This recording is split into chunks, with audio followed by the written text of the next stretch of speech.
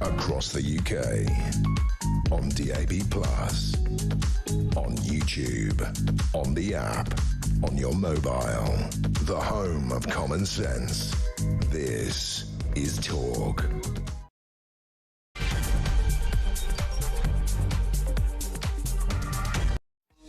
Hello and good morning to you, and happy Friday if you can muster up enough joy to be happy. Oh, happy Monday. Thank you, Ted. So automatically I said Friday because I'm always doing a Friday, and it's all melted into just one big continuum of chaos, hasn't it? At least that's how it feels. There you go, wishing it was already the weekend.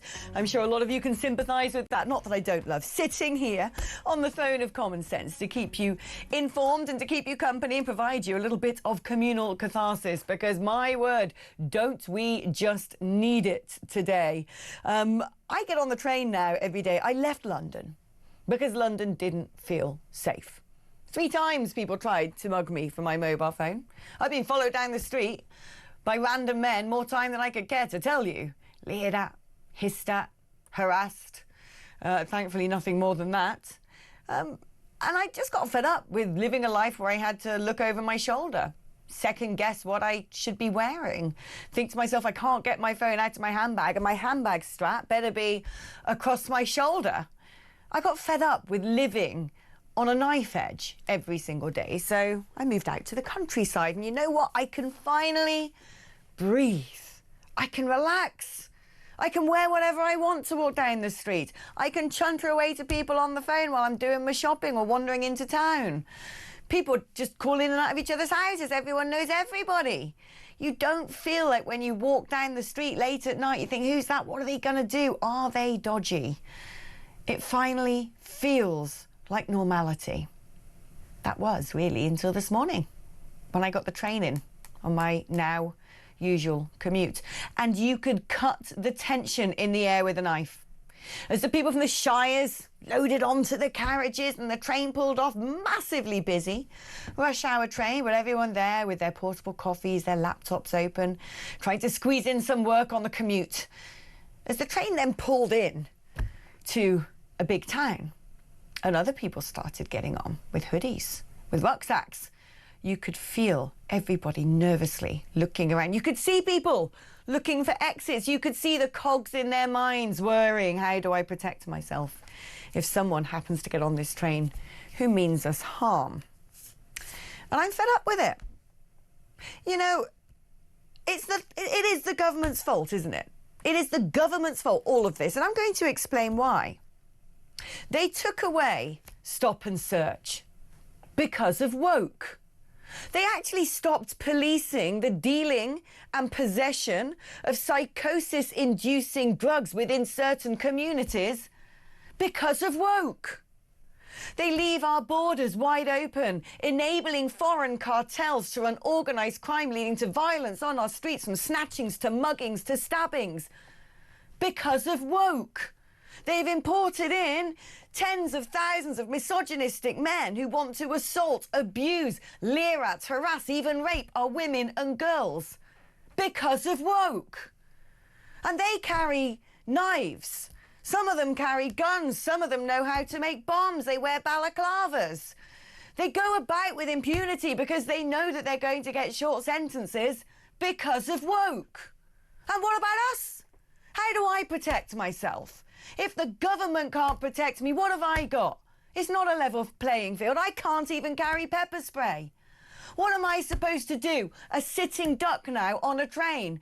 Previously, a sitting duck walking through the streets of London, sitting on a tube carriage, having alfresco dining with my phone, not secreted in my handbag, whose strap has to be tied around the legs of my chair. What am I supposed to do? How am I, a 5'3" woman, supposed to protect myself now against being stabbed, raped, harassed, assaulted, mugged? How? What have I got to protect me? Because I don't have the government, I don't have the police. No, they're patrolling the internet, not our streets, because of woke. It's very clear what is going on here. You go to other countries where they have real law and order, proper punishments, proper policing, proper border forces, where they don't buy into this ridiculous, perilous, suicidal ideology of woke. Because woke is killing us. It's killing us. What are we supposed to do? I think it's about time we should legalise pepper spray, at least for women. And don't you start going, well, you know, the people who want to commit assaults will start using pepper spray. They're using knives anyway. They're doing everything they can anyway. I got no chance. No chance if someone wants to come and assault me, snatch my bag, attack me, rape me, harass me. Nothing. If I phone the police, they probably won't even turn up. What am I supposed to do? Hide away at home, lock myself in, not get on a train, not come to London? Is that the life I'm supposed to live in my own country where I have paid the highest rate of tax for a good part of 20 years? Is that what I deserve in England in 2025? To live in fear day by day?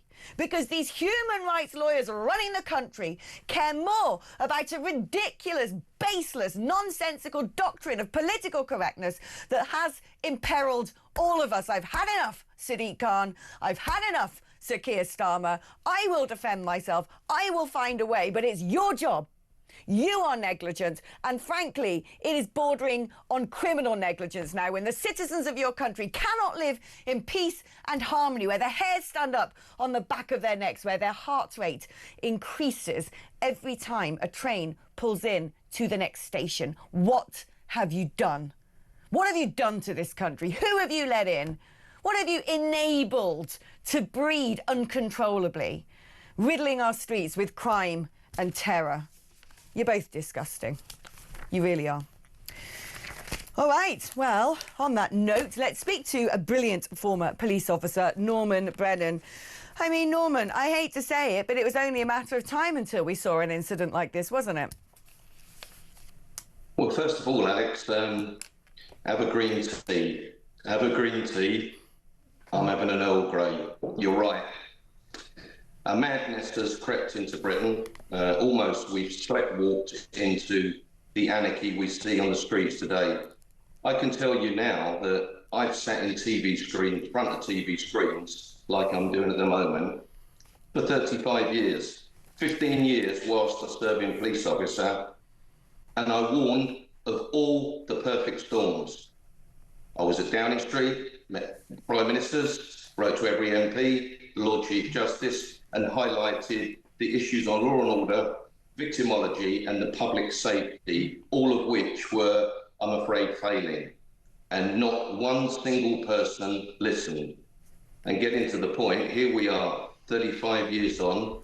I've probably done about 13,000 media interviews in that time. I'm now like one of those Spanish CDs, or the CDs you get in a Spanish foyer of a hotel. You know what's coming next. We're lost. The perfect storms that I warned about all came, and you've just gone in quite with no nonsense, no bars hold, reminded us about the tsunami that we're now facing. Well, this is the other thing, because people are fed up now with hearing, well, it's not terrorism, they had a mental health condition. I want to remind people about the stabbing in High Note in Essex, a man who had a mental health condition, attacking, killing a family, including a sweet little Nigerian schoolboy. I want to remind people of Valdo Calacane in Nottingham, attacking, killing 3 innocent people. because he had psychosis. And we don't know, and we can't discuss the case in detail, because now we know that Anthony Williams, 32, from Peterborough, has been charged with 10 accounts of attempted murder, but suggestions are that he may not have been quite right in the head. And I've done some research into this. Approximately 580 murders were committed in the UK over the last decade by individuals who'd actually been in contact with mental health services. That's some data from the National Confidential Inquiry into Suicide and Homicide by people with mental illness.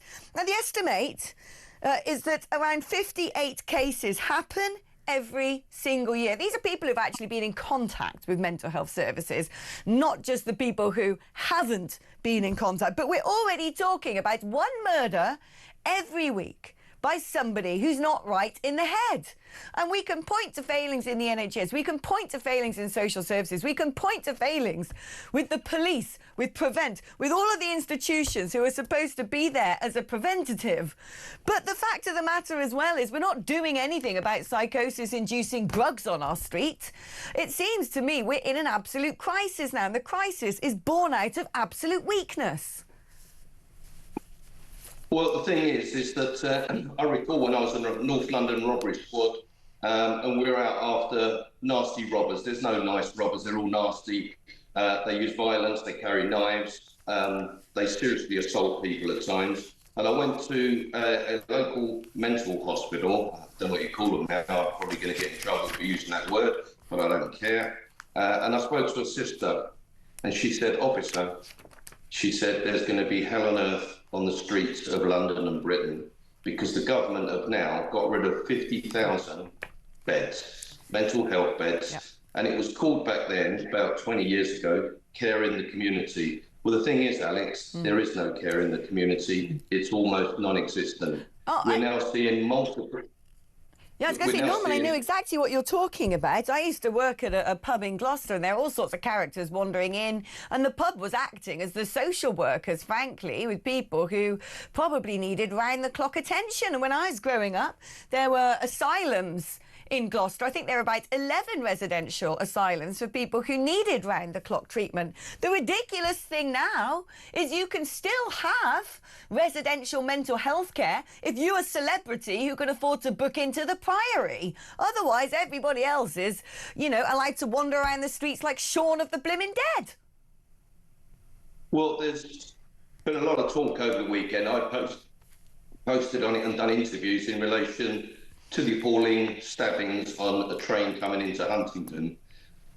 Many people say, what about knife arches? Well, knife arches are going to make no difference. Knife arches, are we going to stick one of those in 3,000 to 5,000 railway stations across Britain? Knife arches needs officers to be there. You're lucky to get an officer, as you rightly pointed out earlier on, to attend when you put up a 999 call or a call for assistance or to report a crime. So that is a non-starter. Plus, there's so many entrances and so many exits. The thing is, Alex, is that we're going to go around in circles yet again. You're going to be ranting and raving, and rightly so from what you've highlighted, in a year's time, in 2 or 3 years' time. The criminal justice system in Britain is broken. I've been part of it for 47 years, 31 years as a serving officer, and like you, and like many other people, I've been a victim of crime. I was assaulted 16 times whilst a serving police officer. Twice I nearly lost my life and was left with life-changing position and condition. Many police officers do, and I can promise you that the police do care. You rightly said earlier on about woke, weary bosses and the policing. It's not the frontline officers like that. I was out last week in Teddington with a very senior Met detective. Their team, Alex, have put away 13 murderers in the last year. The hours they work, the dedication, the care, and the time that they give to the families working their butts off to try and give them the result is never seen on social media. We don't have the police officers. Policing is broken. More are leaving than joining.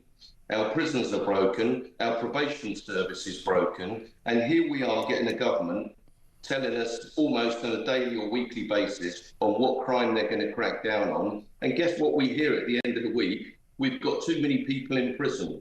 Well, Yeah. how can you have too many people in prison when the crimes that they're sent there for were so serious or so persistent that society needed protecting from them, they needed punishing, and others needed to be deterred? Alex, our criminal justice system is broken. Right, and it's broken, frankly, for various reasons. People can point at austerity and say there's not enough funding, this or that.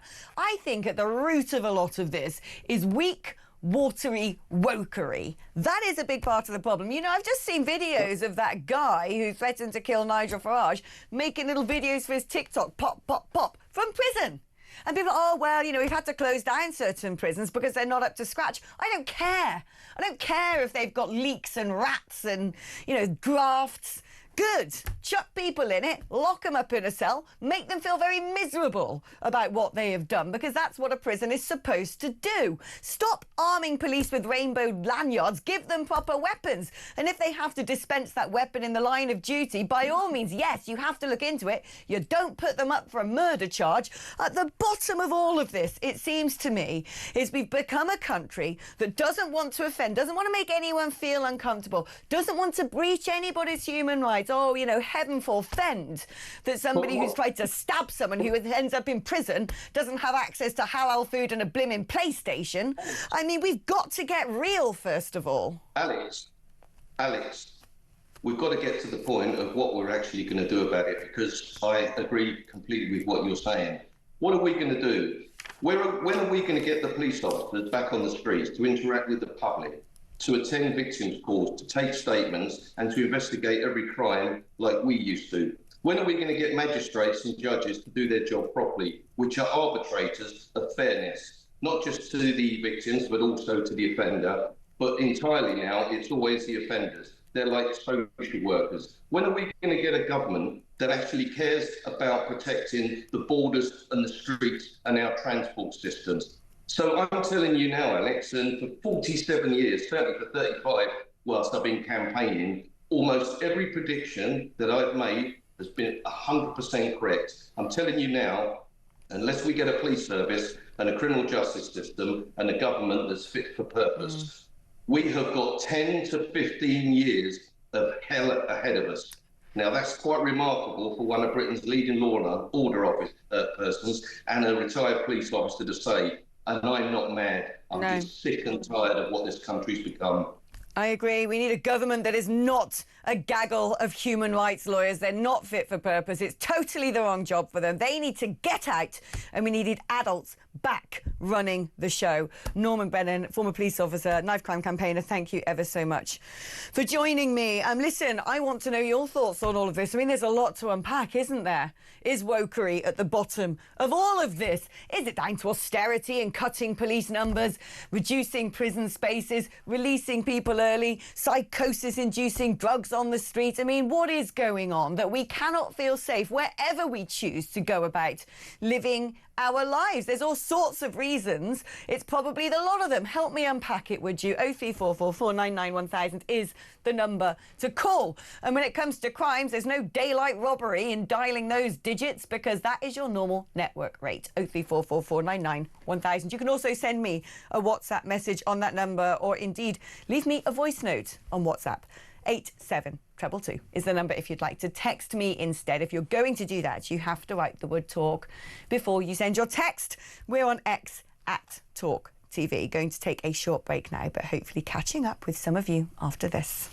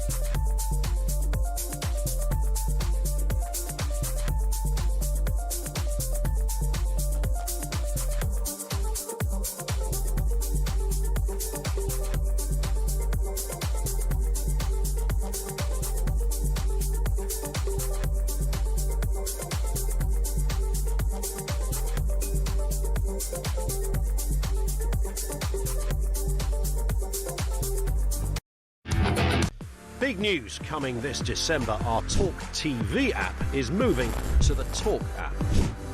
You can watch, catch up and listen to all your favourite shows and podcasts anytime, anywhere, all on the Talk app. From Monday, 1st of December, the talkTV app will no longer exist, so don't miss out. So head over to your App Store or Google Play and search Talk now.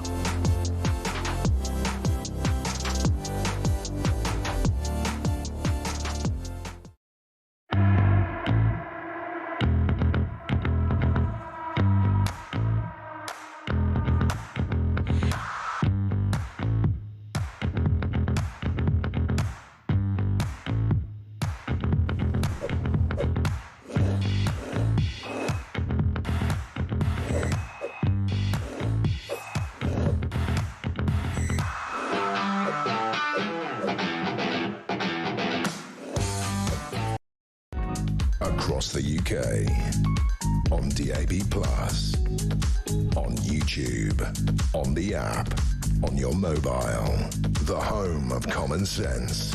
This is Talk.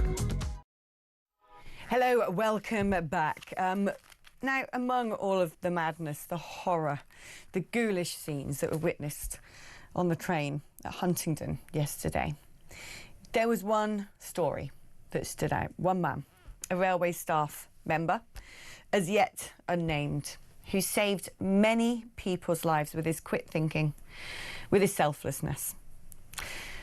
Apparently, he had been working, as we understand, in the train's buffet carriage, and as soon as things started to kick off, he put himself in harm's way, jumping in front of potential victims and taking potentially fatal blows himself from the knifeman. We understand he is in hospital. He was in a critical condition. I believe he is now stable. We don't know yet who this heroic railway worker is, but I think, and this station thinks, that he should be nominated for a George Cross. It's not only on the battlefield that people with quick thinking and bravery save many lives through an instinct to put themselves in harm's way in order to preserve others.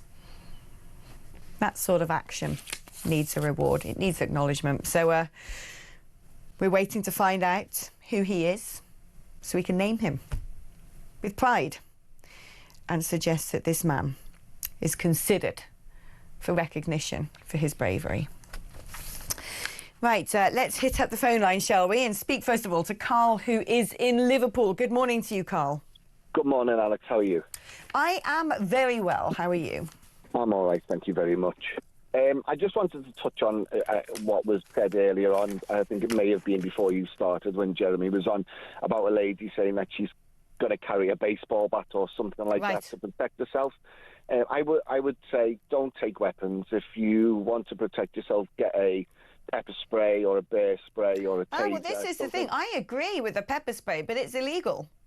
Well, do you know what, Alex? I'm in the process of ordering my wife one, and I've got ordering a taser. I couldn't give her monkeys. Yeah. If the police want to turn up at my door and say your wife was carrying a taser or pepper spray, I go, well, so what? I literally just had the same conversation with my producer, Ted. I said, I'm going to get hold of something because I just can't. It cannot be this unlevel playing field where I cannot defend myself because the government's not doing anything to stop psychos, lunatics, terrorists and would-be murderers roaming our streets. If the government aren't going to deal with them and put them behind bars and prevent them from carrying out attacks on me, I need to be able to fend for myself. And I said, I don't care if I get arrested for carrying something that they deem illegal. I would sooner have the fuzz turn up at my door and say, oh, you're not allowed to have that, than find myself in a position where someone comes wielding a knife in my direction. There's nothing I can do to protect myself or other people, right? Because that's the thing. If somebody is able, even if briefly, to stop an attacker from carrying out an attack, it doesn't just save your own life, it could save multiple lives. I definitely, Alex, and obviously the gentleman who saved all those lives, I champion the George Cross thing as a veteran. You know, we live in a world now, Alex, where people now live on social media, and when there's things like this, they would much rather video than get involved and stop it all. You know, we had the trans people getting attacked by a group of foreign men in Manchester the other day, and people were just filming it. There's there's not many people out there that would put themselves in the line of danger to protect other people. You say that, Carl, but you know what? I think there's a lot more metal in the blood of the British than we get credit for.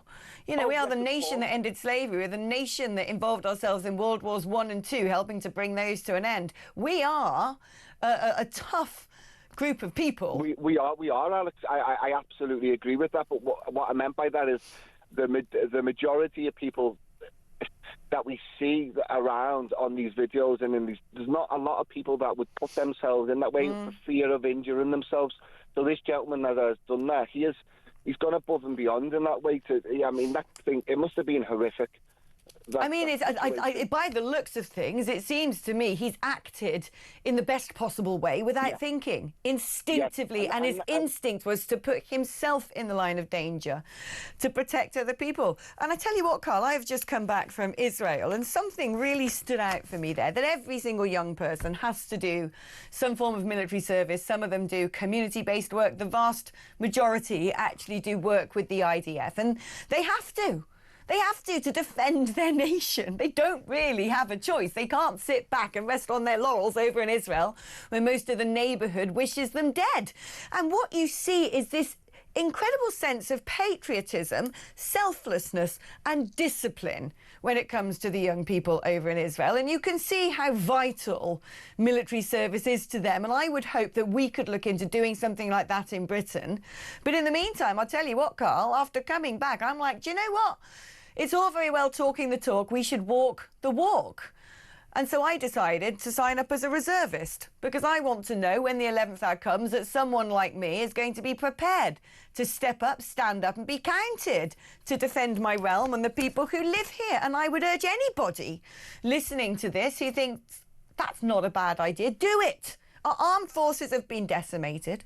You can give about 21 days a year to be trained up, to be useful. You might be in charge of logistics, you might be a chef, you might be a nurse, you might actually be in combat, you might be an engineer, you might be in cyber. There's all sorts of roles that one could take on. And it occurred to me, why aren't I doing this? So everyone moaning about the world. We all should play our part. And quite frankly, what I know about the British people is we are a tough group. We do have a strong constitution. It's the government letting us down. It's the elites and the establishment. It isn't us. And this population is now going to rise up and defend itself. Of that, I'm certain. Carl, thank you ever so much and wish your wife luck. Right, let's speak now to Ian, who's in London. Good morning, Ian. Good morning. Alex, I don't remember that name. Right. Basically, when are they going to stop all these pro-Palestine marches every weekend, using up all the resources, doing the man hours?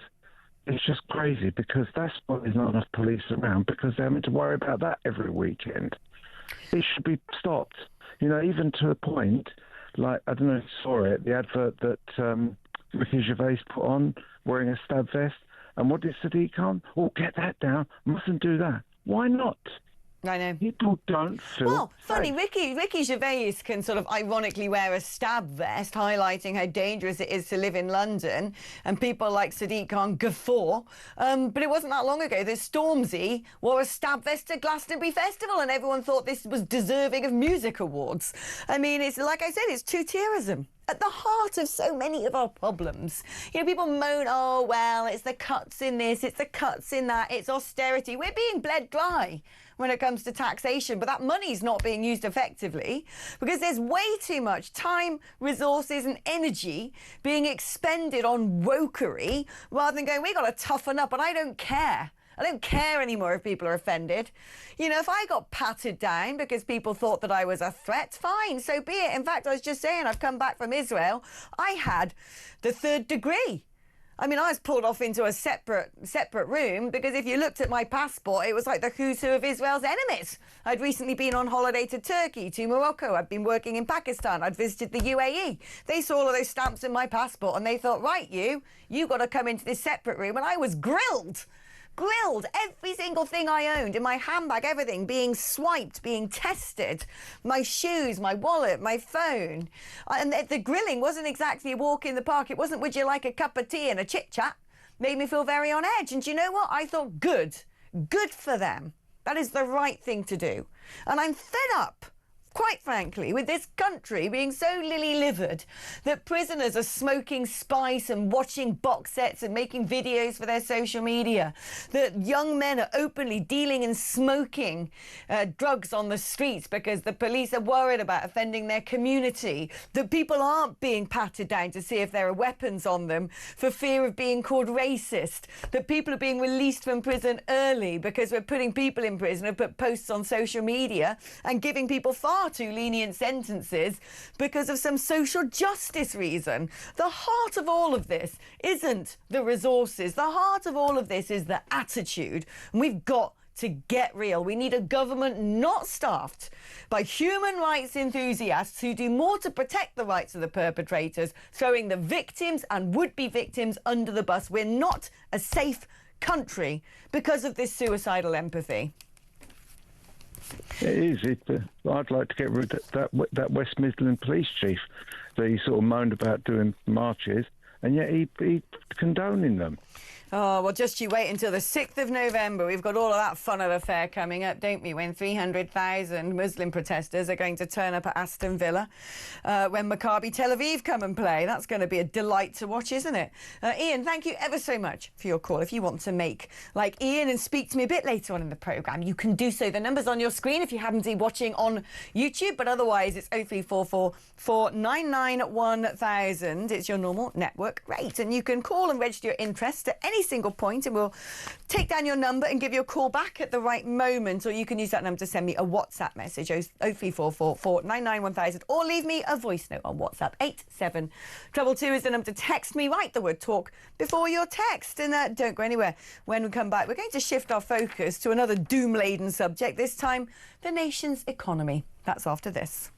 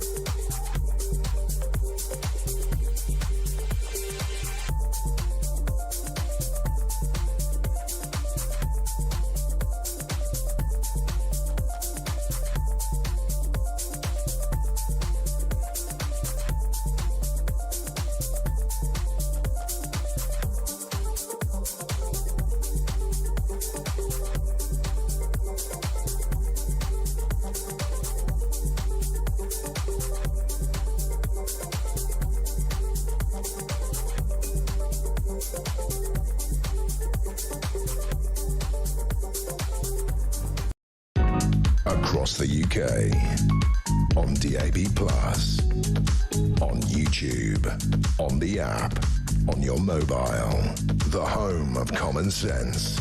This is Talk. Hello, welcome back now. Coming up at 11 o'clock today, we're going to be dipping in live to a press conference being held by Reform UK live from the City of London, where Nigel Farage is anticipated to say that he will not be cutting tax, as he had previously suggested, until he's gotten public spending under control. The party had previously been suggesting they were going to lift the rate at which you start paying income tax, the lower tier, to £20,000 tax-free allowance every single year. But he has been accused, of course, of not really being able to add up how that would be afforded. And he said, first of all, we need to make efficiency savings. Quite how bad is our economy? Would he be able to get the economy to grow with measures such as cutting red tape and pulling back spending? I think we can anticipate what he might say on things like migration, potentially the foreign aid budget, net zero. Let's speak now to Mark Littlewood, who's Director of Popular Conservatism. Good morning, Mark. Nigel had previously said quite a lot that his ambition was to radically cut taxes to boost growth. I think looking rather at the Laffer curve model. Do you think it's right, though, that he is now potentially, and we anticipate he's going to say this has been pre-briefed, one assumes, by the party, that actually the size of the bloated state needs to be taken under control before any sort of tax relief can be granted? Well, it's certainly a major shift in direction by Nigel Farage, Alex, and you're right. I mean, at the last election, I think the total number of tax cuts promised by Reform UK was £70 billion, pretty chunky. What Nigel Farage is now going to say is that the public finances are in such a woeful state that mission one is to fix the public finances, and only when that is done are tax cuts feasible. Now, that I think is a prudent position to take, perhaps, but it raises two big questions. One, you've just alluded to, Alex, about are there some tax rates at the moment that are so high that if you cut them, the government might actually bring in more revenue? This is the Laffer curve argument, that if you tax income at 0%, you don't bring in any revenue.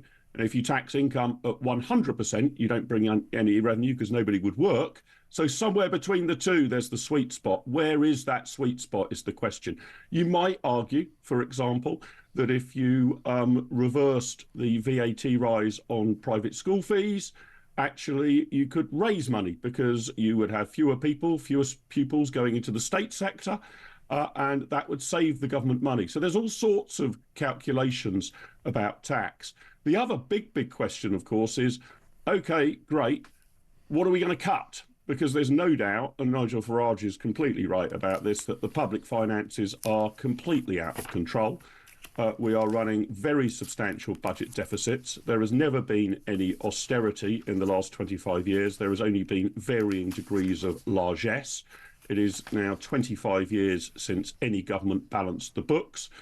And we need to find many tens of billions of savings, not just to balance the books today, but because if you look over the coming years and decades, government expenditure, all things equal, will rise. We have an ageing population, for example, so expect healthcare costs and social care costs to rise. So what are the big chunky things that you could cut? There's a whole array of tiny things that you can point to. Again, Alex, you mentioned foreign aid. Fine, abolish it, but it's nickel and dime stuff in terms of actually balancing the budget. And I think what Reform's got to do now is, rather than saying we will scrap all diversity training courses in the public sector, we won't spend money on rainbow yanlards, we'll cut the foreign aid budget to zero, all of which might be wise things to do, but are nothing like the savings you need to make. So what's the sort of 50, 100 billion, 150 billion pounds worth of savings Reform would make? I doubt Nigel Farage will outline that today, but they need to outline it before the next election. One assumes, actually, that where he may focus his attention would be drill, baby drill, something akin to Donald Trump over in America. And when you look at the number of new gas and oil wells that Norway is bringing online at the moment, and we're doing absolutely nothing because Ed Miliband has poured a load of concrete down them, disabling us from being energy self-sufficient while we still run the highest energy bills in the Western world, if not the world. Would that be a sensible place for Reform to begin? Yeah, so the other thing, the other way that you could approach it, if you like, looking down the other end of the telescope, is to say, let's assume for the sake of argument that tax and spending are more or less fixed. We're not going to make any enormous changes to healthcare spending, education spending or whatever. We might make some tweaks. How do we actually start getting Britain to balance the books? Well, you might do what economists describe as supply-side reforms. That's to say, you make it easier and cheaper to do entrepreneurial things. You've touched on energy there. If you drill, if you perhaps allow fracking, perhaps and get away from a lot of the net zero stuff, energy prices start to fall. Now, that doesn't necessarily mean there's immediately more money pouring into the exchequer, but it does mean that more businesses should find it easier to thrive and survive, to employ people. You could cut back employment red tape. You could cut back the vast amount of red tape that we've now imposed on financial services, supposedly our most productive area of the economy. So if you can find ways of letting the private sector breathe, not having them spending nearly all of their time complying with rules, then you can get an awful lot done. Growth goes up, more people are employed, more people are getting pay rises, more people are moving into higher skilled jobs, and suddenly the money does start to flow into the exchequer. Or if not suddenly, over a year or two, you're in a much, much brighter position. So I'm very keen to hear what Reform are going to do on that. And I think they're likely to stay consistent on that net zero is economic unilateral disarmament. And generally speaking, and I know Nigel Farage is expected to say this as well, although we've more or less got Brexit done, we haven't really used any of our new freedoms and powers to any great effect, to be honest. It gives us the ability to deregulate, but in fact, we haven't really seized that chance to date. I was going to ask you that, actually, because Rachel Reeves is already pointing the finger at everywhere but herself, of course, about the disaster of our economy, still blaming Brexit, as the left wants to do. And when people go, well, Brexit's not been a success, like you, I'm minded to say, what Brexit? We're still paying billions to the EU. We're creeping back in by stealth to their regulatory orbit.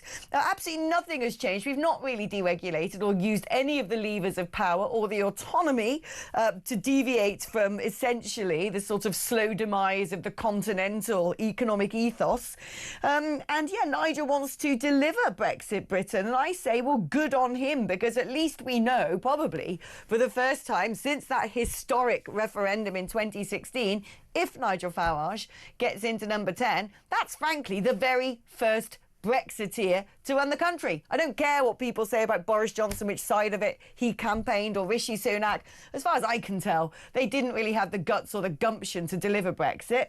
Do you think, actually, with a sort of radical new look at how we can regain sovereignty in key areas, that would be a huge boost to economic growth?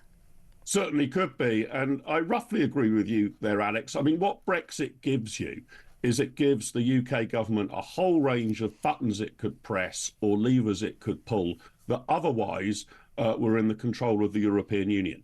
And although I would say, more or less got Brexit done, there's still some big issues around Northern Ireland, but we've got Brexit done. We haven't chosen really to press any of those buttons or pull any of those levers. We have not deregulated our financial services for sake of argument. We haven't looked at all of the EU red tape that we were complaining about for the near 50 years that we are in the European Union, and said, well, let's incinerate it. We haven't even lightly singed it at the edges. So again, I think what would be interesting at some point, I doubt we'll hear it in specificity today from Nigel Farage and Reform, is, OK, what were all the EU regulations that we inherited, which we then, if you like, hit copy and paste and put them into English law, that you think we should now repeal? And how do you think that would actually help the economy? And I think there is a vast task to be done here. My own plan, my own suggestion, I wasn't unique in putting this forward, but was very disappointed the Conservatives didn't do it. We should take all of the EU regulation that we inherited, and we should say all of it will fall, all of it will be rescinded by, let's say, the 1st of January 2030, unless we specifically choose to renew it. So the default is the regulations go, the regulations die. If a case can be made that this regulation or that one is particularly wise or spectacularly important or significant to the business area, fine, but the working assumption should be rescind it. And unfortunately, the working assumption since we finally got out of the European Union has been to retain it. Or get back in, it seems to me, on a lot of these things. Right. Very quickly, because I haven't got much time left, and it is a big topic to get our teeth into, but I just want to sort of, a quick summary from you. I mean, when it comes to expenditure in this country, The main word has got to be welfare. The amount of people now claiming welfare for mental health conditions, anxiety and so on and so forth. The Motability scheme where people are given free cars because they had constipation. The amount of people who frankly have only just moved to the country, who have no ancestry here. Foreigners who are a drain on the system, immediately being able to get access to welfare. That's something that really needs to be tackled. Do you think that is going to be a quick fix? Won't be a quick fix, but it will be the right fix, Alex. You're quite right. Easily the biggest government department in terms of spending is the DWP, the Department of Work and Pensions, the Welfare Department. Welfare has got completely out of control. We now have the ludicrous position where more than half of households in Britain claim more in benefits than they pay in tax. That was never the intention of the welfare state. And I would like some political party to go back to the founding principles of the welfare state, those of Beveridge, a lefty liberal, as it happens, who said that welfare should be temporary and at subsistence levels. So I think we've got to focus welfare on, I don't know, the bottom 5, 10, perhaps 15% of the population who really, really need it, not scattergun it around so virtually everybody qualifies for some benefit or another. There are massive savings to be made here, but some controversial choices to be made. But you're right, that's the spending line that a serious government needs to look at. It's amazing, really isn't it? down. How many people would actually get off their sofas and go to work if they weren't given the choice? Mark, thank you ever so much. Mark Littlewood there, Director of Popular Conservatism. Before we go to break, I just want to let you know that for Monday, the 1st of December, our current talkTV app is going to be on the move. That's right. If you're one of those people who lives on apps like I do, you'll need to take a note of this change. All of your favourite shows and podcasts will be continuing, but it's going to be part of the Talk app.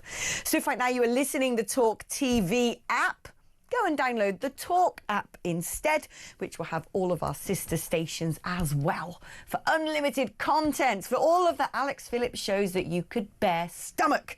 It's on both the App Store, the Google Play Store, so there you go. Go and download it, the Talk app, because from the start of December, the Talk TV app will be making its way to the app cemetery in the sky. Okay, right, going to take a little break, but we are back after this to discuss what sounds a bit like Diddy freak-off parties in Sandringham. That's next.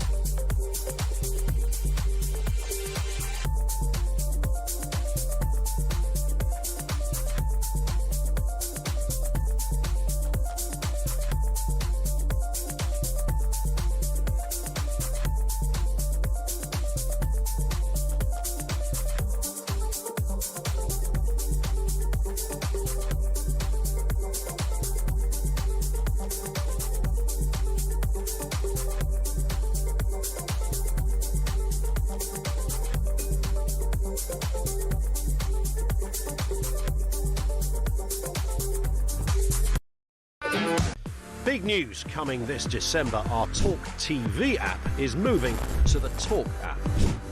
You can watch, catch up and listen to all your favourite shows and podcasts anytime, anywhere, all on the Talk app. From Monday, 1st of December, the talkTV app will no longer exist, so don't miss out. So head over to your App Store or Google Play and search Talk now.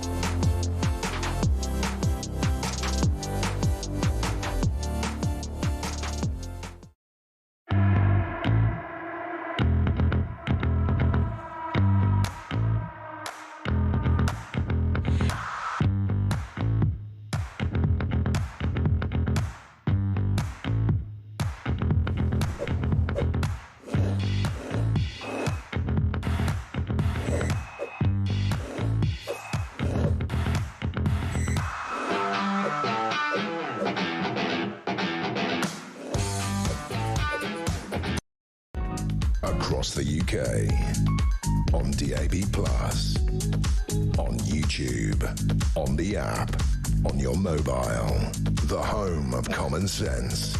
This is Talk. Hello and welcome back to the show. Let's introduce now our next guest, Angela Levin, royal biographer extraordinaire. Welcome to the show, Angela. Hello. Where do we begin with Mr. Mountbatten Windsor? I mean, first of all, I had heard that there's been all sorts of accoutrements and equipment reported by people who were cleaning up after one of his shooting parties at Sandringham. Tell us more about that. I just think that he's a revolting man, and I just think that it's appalling. Everything about him actually makes me shiver.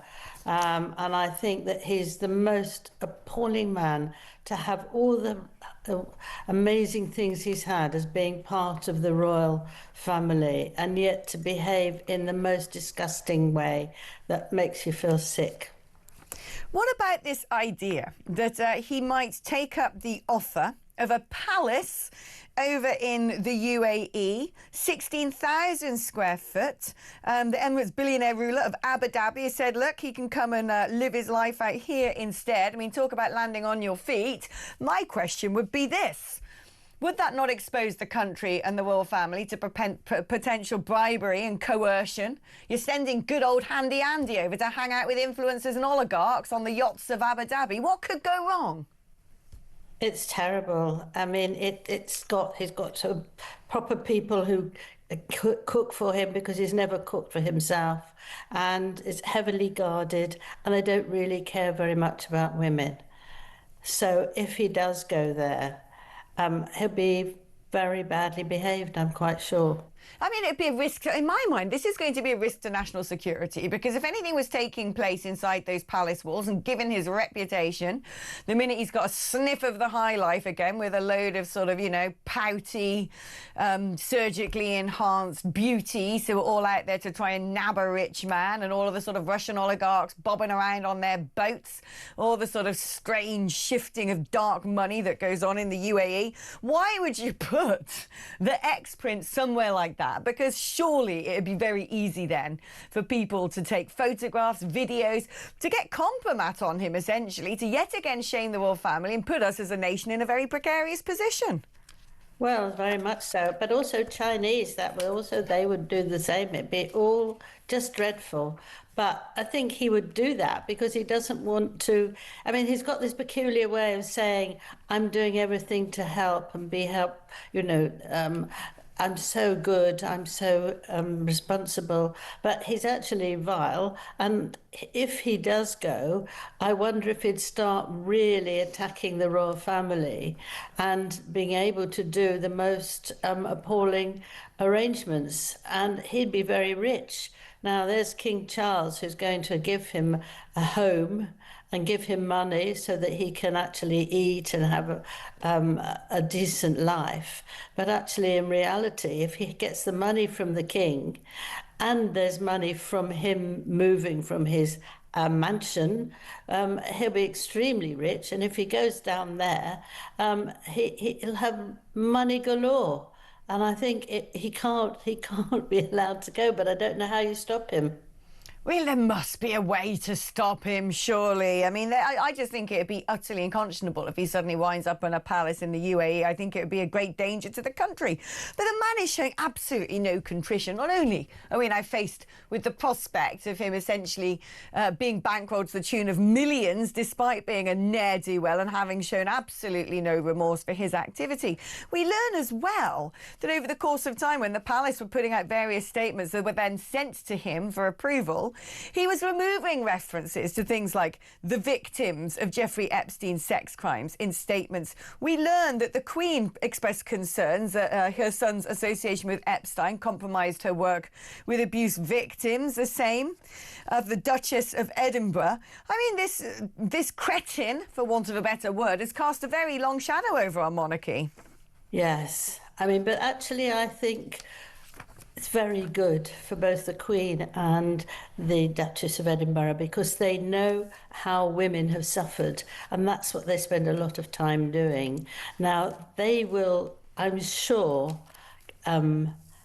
get help to get rid of his ways of behaving with women, and that they will look up who have been very badly treated and then help them. I mean, there have been people with no money and actually ruined by this man.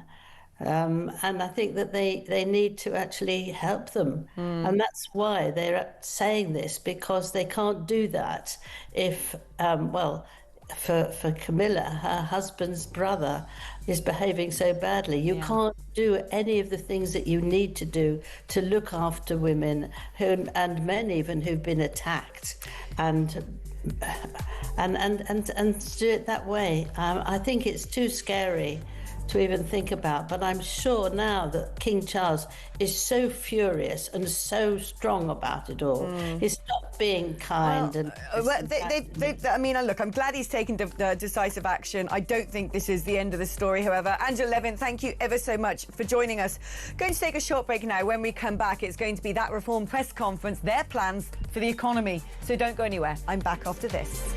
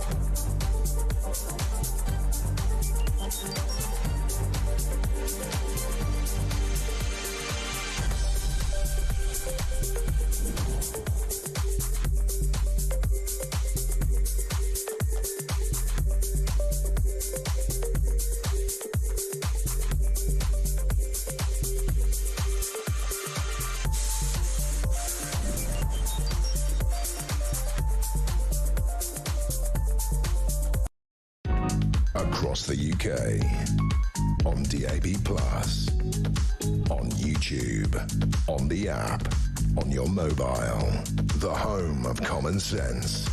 This is Talk.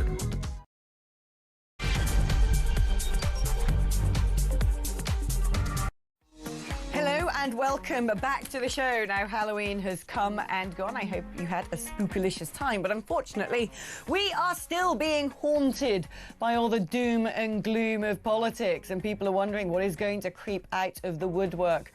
What sort of skeletons are rattling around in the Labour Party closet? What sort of demons are going to be unleashed by Rachel Reeves in what is likely to be a terrifying budget at the end of this month? Well, it turns out the latest polling from October shows that 55% of people still believe the economy is the biggest concern facing the country. And we haven't even had that budget yet. And Nigel Farage is going to be making a big speech on what Reform's approach would be, with it being slipped out to the papers this morning that tax cuts are no longer the number one priority for Reform until they've got the government's burgeoning debt under control, until they get state spending back in a sensible box. Nigel is going to be making a speech live any moment now, so as soon as we get hold of that, we will pass over and let you have a listen in. But in the meantime, I'm joined by the brilliant pollster, Conservative peer, Lord Robert Hayward. Good morning to you, Lord Hayward. How are you? Good morning, Alex. I'm fine, thanks. And I'm glad to know that I'm a temporary stand-in until Nigel appears. Temporary stand-in, you're our priority guest. Now, let's talk about this, because previously Reform had made some pretty bold claims about making tax cuts, which other people have said, well, you know, this is going to cost a fair whack of money. Where's that money going to come from? And they had sort of suggested things like reducing net zero, reducing the welfare state. We're going to wait to hear a bit more meat on the bones. But Reform supporters might be disappointed to learn that if Nigel gets the keys to number 10, imminent tax cuts are no longer potentially on the menu. And I think that's important, because a lot of what has been said up to now, and I've been critical of Reform for not actually identifying costs with promises.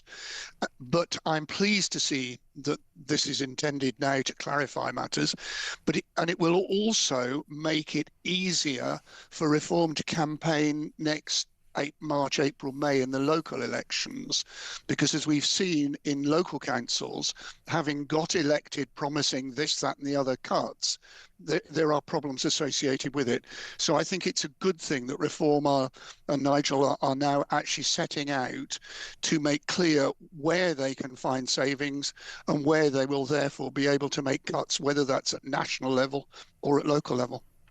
Let's talk about as a poll. So let's talk about the polls. I mean, they don't seem to be dipping and moving that dramatically. If people thought it was going to be a flash in the pan that support had gone to Reform, maybe it's about a year ago, and during the course of this year, everything's hovered for Reform between the 27 and 36% of the vote margin.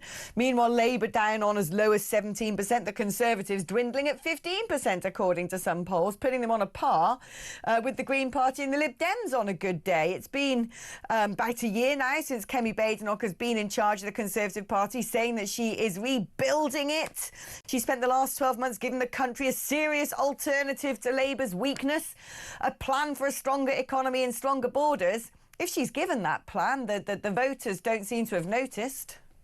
No, let's take Reform first. There's no question they've got a very good figure, whatever it may happen to be. And there's clear indication that people who have said they're voting Reform are becoming more committed to Reform, although the pollsters still have real difficulties, because quite a lot of the declared Reform supporters are people who historically have not voted, and the question therefore arises, will they vote at a general election?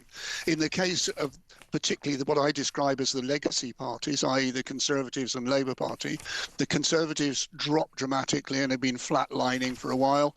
The Labour Party are dropping persistently and coming down to the same level, probably as the Conservatives and Greens and Lib Dems in one form or another. In terms of Kemi's position, she took over a trashed reputation. She stabilised it, it would appear, and her own personal ratings have begun to improve marginally. And today, there is the opportunity for Conservative MPs to put in letters to the chairman of the 1922 saying we don't want her to be leader any longer. And that was a credible series of articles in September. What is striking is that Kemi's actually turn that round so that no journalist that I saw over the weekend was writing that there would be letters in. I think the crunch point for all the political leaders, and particularly the Labour and Conservative parties, will be next May. It seems to me the contested political hotspots for the two legacy parties and Reform UK, can forget the Lib Dems and the Greens, is frankly the Red Wall still. But it's those sort of Northern and Midland ex-mining, ex-industrial hubs. And of course, let's not forget Wales, which seem to be where most votes are up for grabs. And I wonder, actually, I mean, Labour are currently polling 17 to 21%, whether there's still a little bit of daylight robbery Reform can do in those particular areas, given that we've got what looks like a pretty horrifying budget in store. Carbon taxes, a raid on pensions. I mean, Rachel Reeves is unlikely, I think, to garner an increase in backing in the old industrial heartlands when it comes to the end of this month and what she might propose for the budget.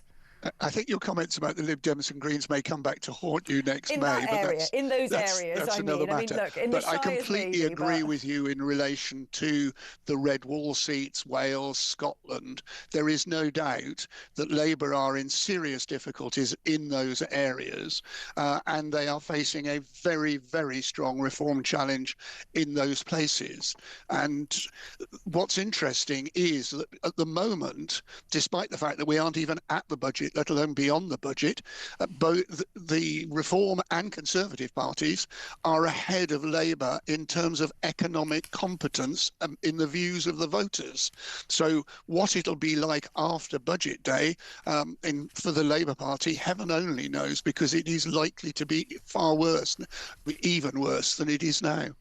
The B word is back in circulation. Rachel Reeves blaming Brexit on the state of the nation's economy. Nigel Farage blaming on Brexit not being delivered for the state of the nation's economy. One saying it's a disaster and it's caused a lot of problems, and the other saying actually if it had been put into place, if we'd actually grabbed the nettle when it comes to deregulation and cutting red tape, we could be far better off as a country. But where is this in the public consciousness? Have people just got sort of Brexit amnesia, Brexit fatigue? Is this a topic that still gets the juices flowing? Well, what is interesting is that until about a month or 6 weeks ago, Labour, almost the moment they opened their mouths, it was blame the last Conservative government. The polling now shows that the public has heard more than enough of that. So they turn their attention to something else that they can blame, i.e. Brexit. But the public want from the government, and all the polls show this, a clear indication of what they're doing and how it will work. And blaming something else, whether it's Brexit or the Conservatives or whatever, just isn't going to work any longer and will generate one enormous yawn at best for the Labour Party, and it, at worst, will generate people throwing things at their television screens or saying, just shut up and get out. They have got to find a better set of messages. Otherwise, the difficult position they're in now will become even worse. One assumes that when it comes to the huge groundswell of support for reform, the number one issues amongst would-be reform voters would be immigration, Nigel Farage being synonymous with border control.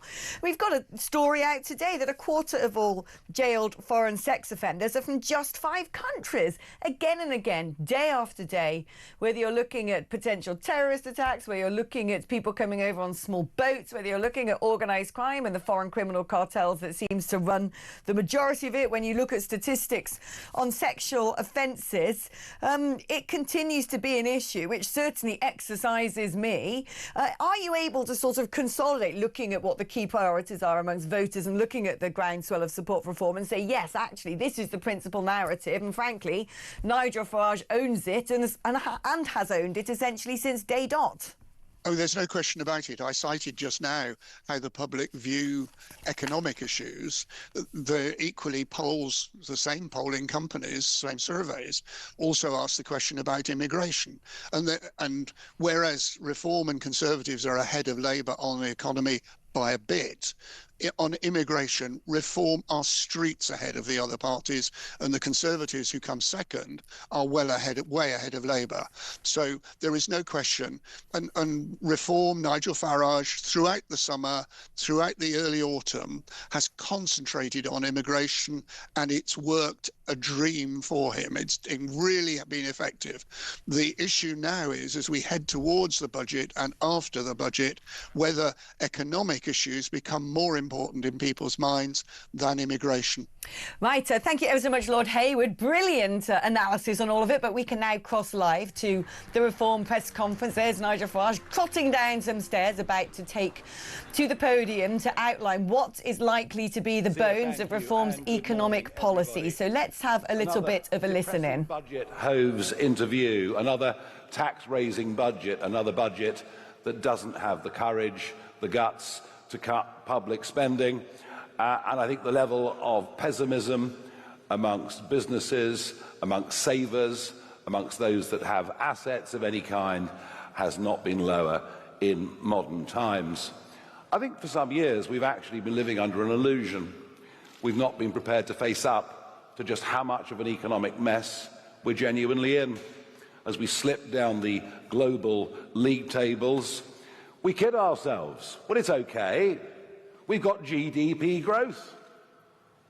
But there wouldn't have been any GDP growth over the course of the last few years if it wasn't for mass migration on a scale hitherto never even contemplated, and, of course, excess government borrowing. That is all that has kept GDP figures up. And indeed, I think we can argue very strongly that on an individual basis, mass migration has made the average Briton poorer.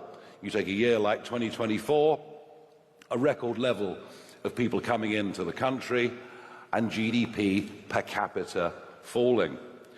And of course, the productivity problem, well, there's nothing new there. We've been suffering from poor productivity going back for the best part of 20 years. We convinced ourselves that by importing masses of cheap, unskilled foreign labour, that somehow that would be good for our economy. Well, it was good for the wage bills of big companies in the short term, but catastrophic when it came to training and education for our own workforce. And when it comes to the public sector, who still seem to be hooked on the idea that working from home somehow is good for productivity, well, we see the disastrous results, and this is something that Danny Kruger, on our behalf, has started work on already. But the one subject we really don't discuss, at least the Conservative and Labour parties don't discuss, is the level of national debt. In fact, even last week, the leader of the Conservative Party was saying, in office, we cut the deficit for 14 years.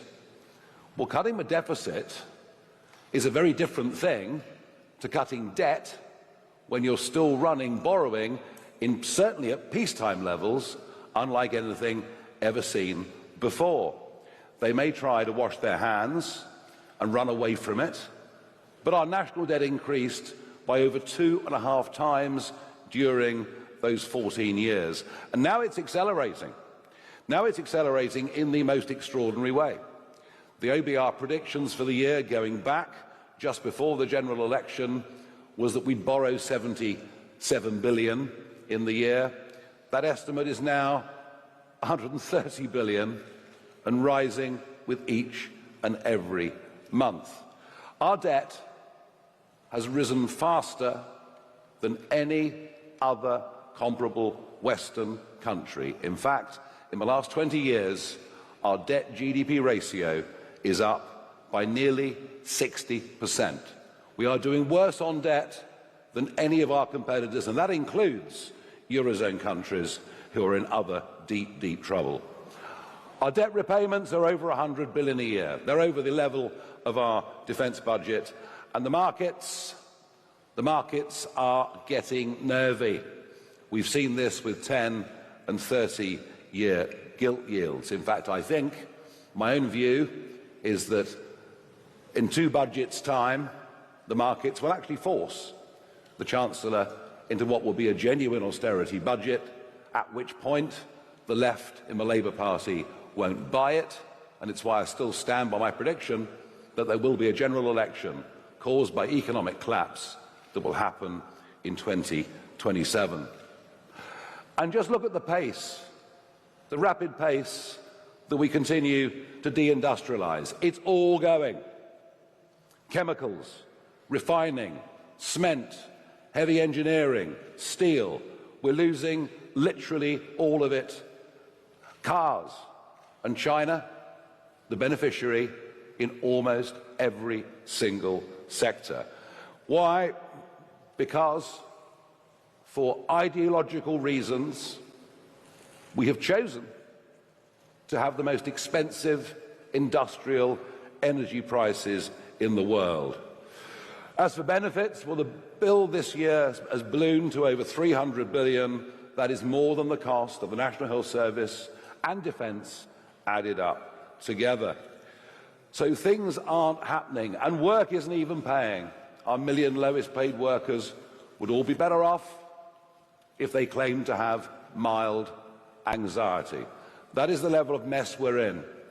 One of my own great frustrations is that Brexit has been squandered. The opportunity to sensibly deregulate, the opportunity to become competitive globally, all of that has been squandered.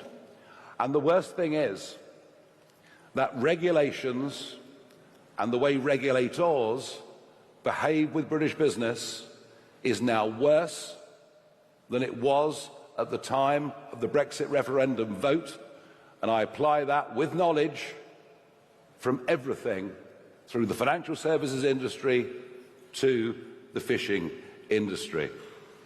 Now, we believe that the fundamental problem behind so much of this, and yes, of course, there are global trends, yes, of course, these things are factors, but that there is a fundamental problem at the heart of the way this country is run. It's the people that are actually doing it. We're run by a group of human rights lawyers, not entrepreneurs.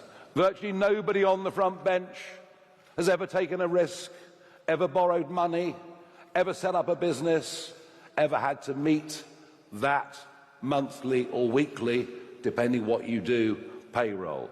There is no understanding at all the disconnect between the conversations in Westminster and, frankly, in much of the media too, and what is happening in the real economy is a gaping chasm.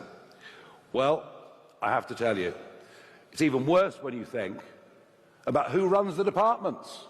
Oh, let's put a minister in charge of railways, shall we? They can oversee HS2. They've never worked in railways. They've no knowledge of railways. They haven't got a clue what they're doing. And yet, we managed to have 18 rail ministers in the space of 14 years. And this applies in department after department. People whose only qualification is to be a member of Parliament.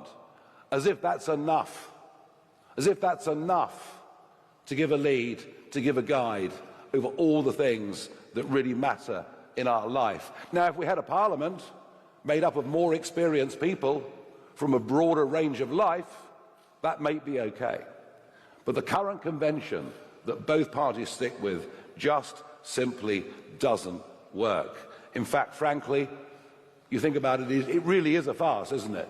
You're put in charge of a big department, and then after 14 months, when you've just about got your feet under the table, Keir Starmer, or whoever else it might be, decides to reshuffle you. And so my promise is that reform will not just think differently, but reform will do differently. We will sweep away these outdated conventions. We will become the most pro-business, pro-entrepreneurship government that has been seen in this country in modern times.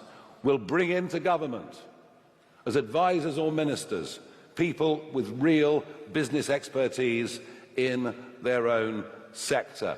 And we will signal what we hope and believe and what we know we need to be a change of attitude in this country.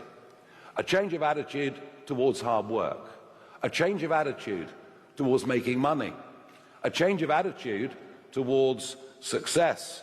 And I would like to think this would begin in our schools, that we'd have more national champions, that we'd take people who'd come from nothing and become successes and make them heroes, make them role models for younger people to follow. Because believe me, that is very, very badly needed indeed. And perhaps it's appropriate that this speech is being given in this magnificent old banking hall right here in the heart of the City of London. Now, it's a place that I know incredibly well, having spent much of my working life here, and generations of my family before me that worked here. It is a very special place because it symbolises what is still, despite everything, Britain's biggest industry. We never talk about it. Parliament rarely debates it. Financial services are Britain's biggest industry. But what sad decline we are currently in. We have an EU rule book that is almost entirely in place. And that is interpreted by massively overzealous regulation. The costs of doing business in London, the costs of doing business in our financial services industry are now simply too high. And we're losing business to places all over the world, New York, the Far East, you name it. Well, there you go. Nigel Farage laying out the bones of what Reform's economic policy is going to be, sounding very much like the Nigel Farage of all, talking about cutting red tape, getting rid of the strangulating regulations over financial services, the UK's biggest industry, but also perhaps taking a different route to what we are used to, focusing instead on bringing down government debt instead of very quick and very deep tax cuts. And we were, of course, speaking to Lord Hayward before we heard from Nigel Farage, welcoming a more pragmatic approach to the economy. We're going to take a short break now, but don't go anywhere. We'll be dipping back into this after the break. And if you want to have a say on anything that we've been talking about today, the number's 0344 499 1000. Back after this.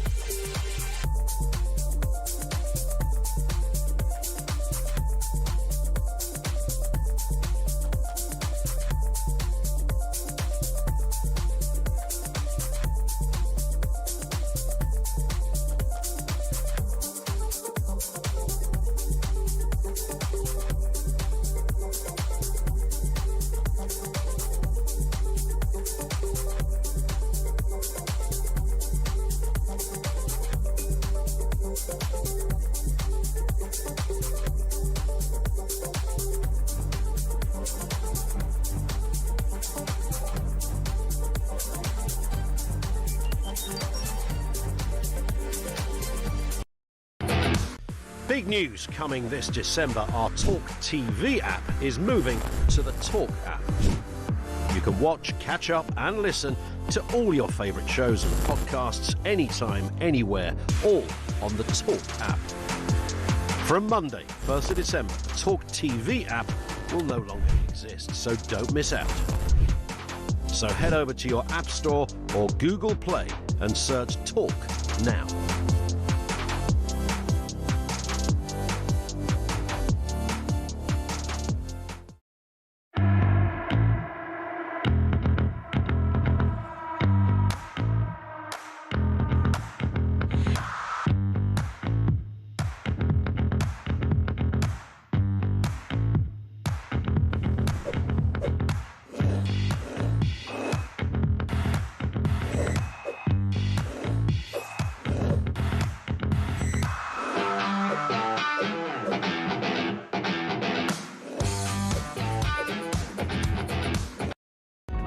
Across the UK, on DAB+, on YouTube, on the app, on your mobile, the home of common sense. This is Talk. Well, thank you for your patience while we played you some commercials, because we have good business sense here and need to pay for my salary. But let's go back to Nigel Farage explaining what Reform's business sense is going to look like. Free markets work because people take risks. And if it goes wrong, it's not the job of governments to bail them out. It's the job of their shareholders and their bondholders to lose all of their stake. And we need so much more than that. But to be that kind of economy, we have to have the right people in our country. That breed of people that will take astonishing risk. That breed of people who'll give up their lives dedicated to a particular project that they wish to succeed. And the numbers on that aren't looking very good. The exodus is real. An estimated 16,500 very rich people will leave this country this year. But a total of about 80,000 people will leave this year seeking jobs, seeking work, seeking opportunity elsewhere around the world. And yes, many of our brightest, youngest, most ambitious people have simply had enough. We're living through a wealth drain, but we're also living again through a late 1970s style brain drain. And we intend to reverse all of that. The non-dom, and this is unpopular. You talk about this, oh, you can't just talk about rich people. Well, I'll tell you in a moment why we need to. The non-dom tax changes started, of course, by George Osborne, accelerated by Jeremy Hunt, finished off by Rachel Reeves, is a self-induced act of financial stupidity.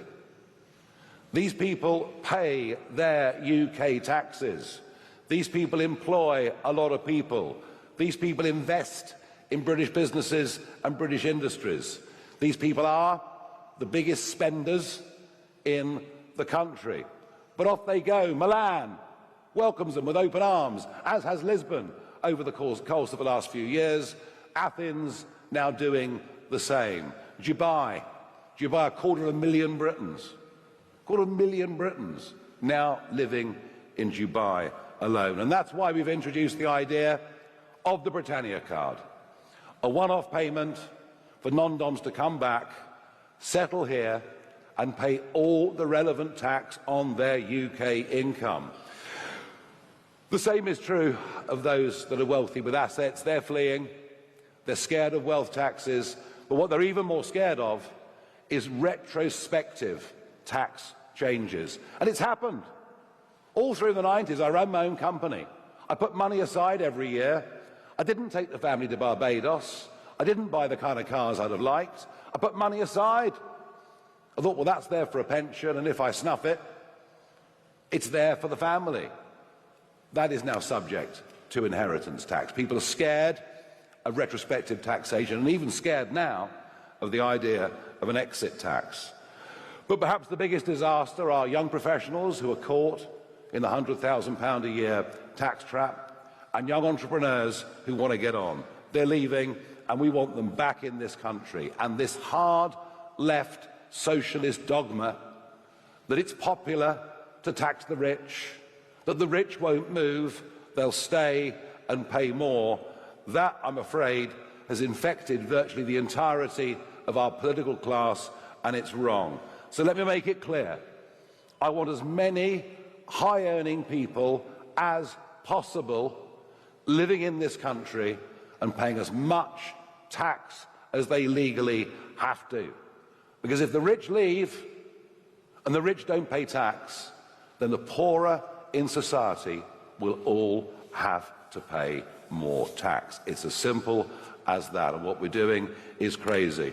And we need those people back, although I have to accept that coming back into London will need not just sensible tax rates, not just a government they fear, it'll need law and order on London's streets to be sorted out, something that Mayor Khan appears to be oblivious to, but is given by some now as another reason for leaving. London, the capital city of Britain, in which you're too scared to wear a watch walking down the street. Right at the heart of what we intend to do to reindustrialise Britain, using the fact we have rather greater knowledge and we're not stuck to dogma in a way the other parties were, has to be to deal with the energy industry. It's as if a new religion overtook the Commons in Blair's time. It was reinforced by Call Me Dave, Vote Blue, Go Green. We then saw Theresa May put net zero into law without even having a vote on the floor of the House of Commons. It wasn't needed because everybody agreed. And now, of course, we have Ed Miliband, whose fanaticism has taken things to a whole new level. Well, he's in competition with Boris, who wanted us to be the Saudi Arabia of wind. Somehow they all seem to think they're saving the planet. The truth is, what they're actually doing is they are exporting carbon dioxide emissions to manufacturers in companies that operate under lower environmental standards. And just look what it's done to the price. And you'll hear evasion after evasion about the genuine cost of renewable, intermittent, unreliable, renewable energy. But our electricity prices are 4 times that of the United States of America, double that of most of our European competitors. Well, there's Nigel Farage laying out what the party's economic policy might look like, focusing on things like scrapping things like non-dom exclusivity, pointing out that 250,000 Brits now reside in Dubai, 16,500 of the super rich set to leave the UK this year alone, 80,000 leaving in total, he says, and he wants real business expertise in government, people who know how to walk the walk, not just talk the talk, those who have become experts or specialists in their particular field. Talking as well about national debt being up 2.5 times in just 14 years, that we're now borrowing 130 billion alone, and beginning to suggest the areas in which Reform UK might cut that expenditure in order to stabilise the economy before then being able to make previously promised tax cuts, again reinforcing that he thinks there will be a general election in 2027, because he believes in 2 budgets' time the markets will have no choice but to respond, forcing the government into an austerity budget which could split the Labour Party in pieces. Right, we're going to take a short break now, but don't go anywhere. Lots more coming up.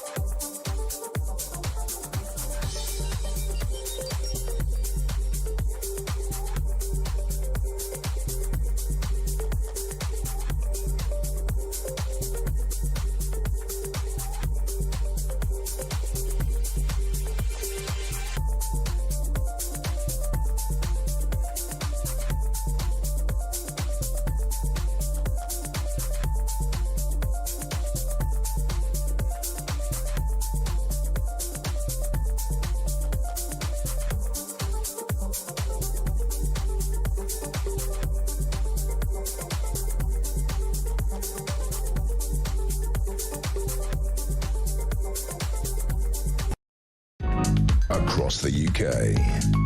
On DAB+, on YouTube, on the app, on your mobile. The home of common sense.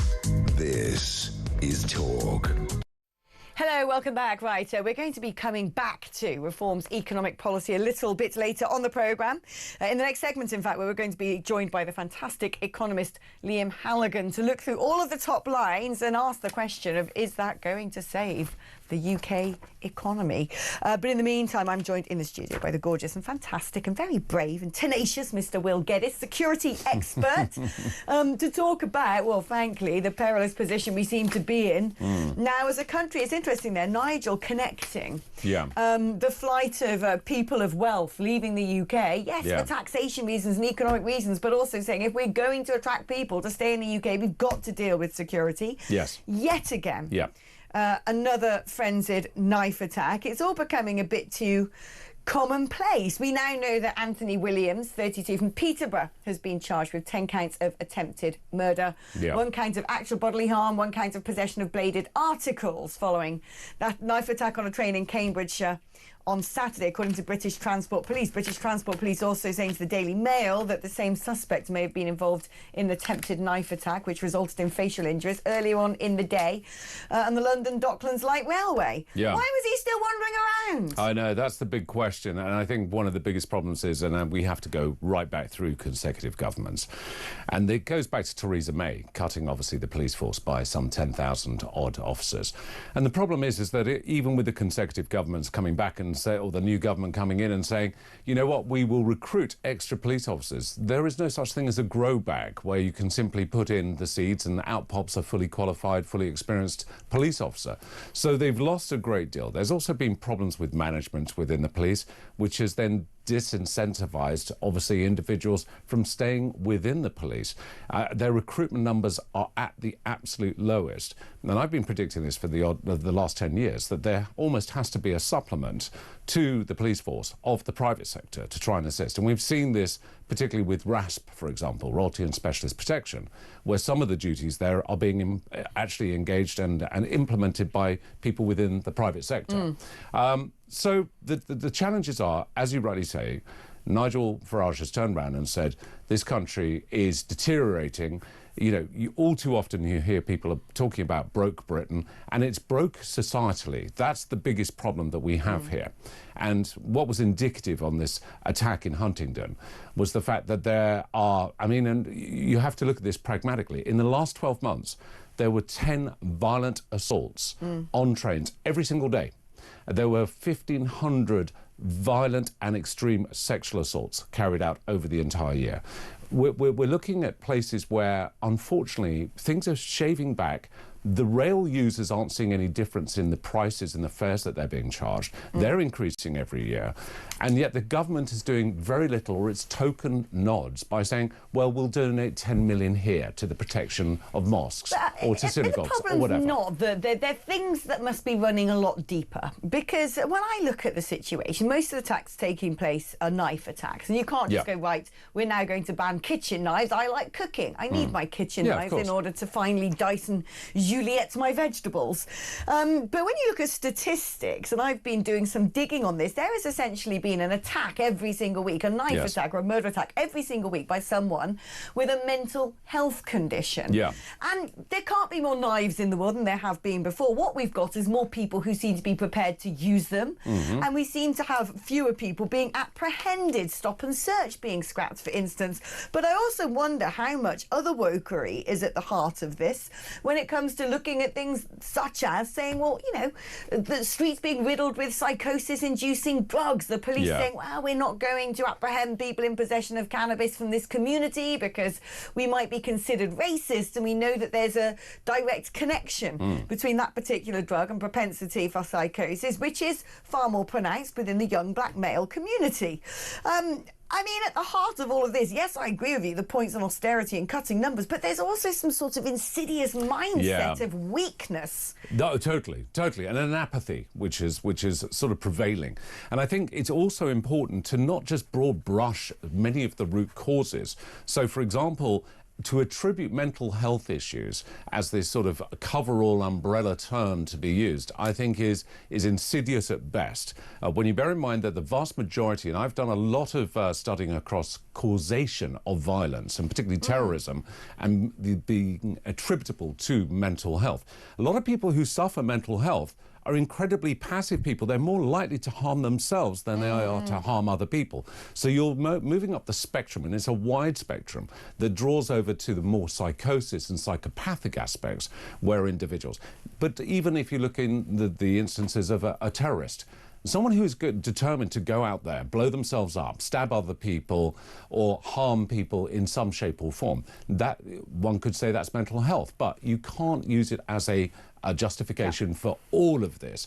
And there is also the question of the judicial system. I know people in the police forces who are arresting people, they're putting them into the Crown Prosecution Service for prosecution, and then they're getting lenient services or only serving less than half their term that they are subsequently sentenced with.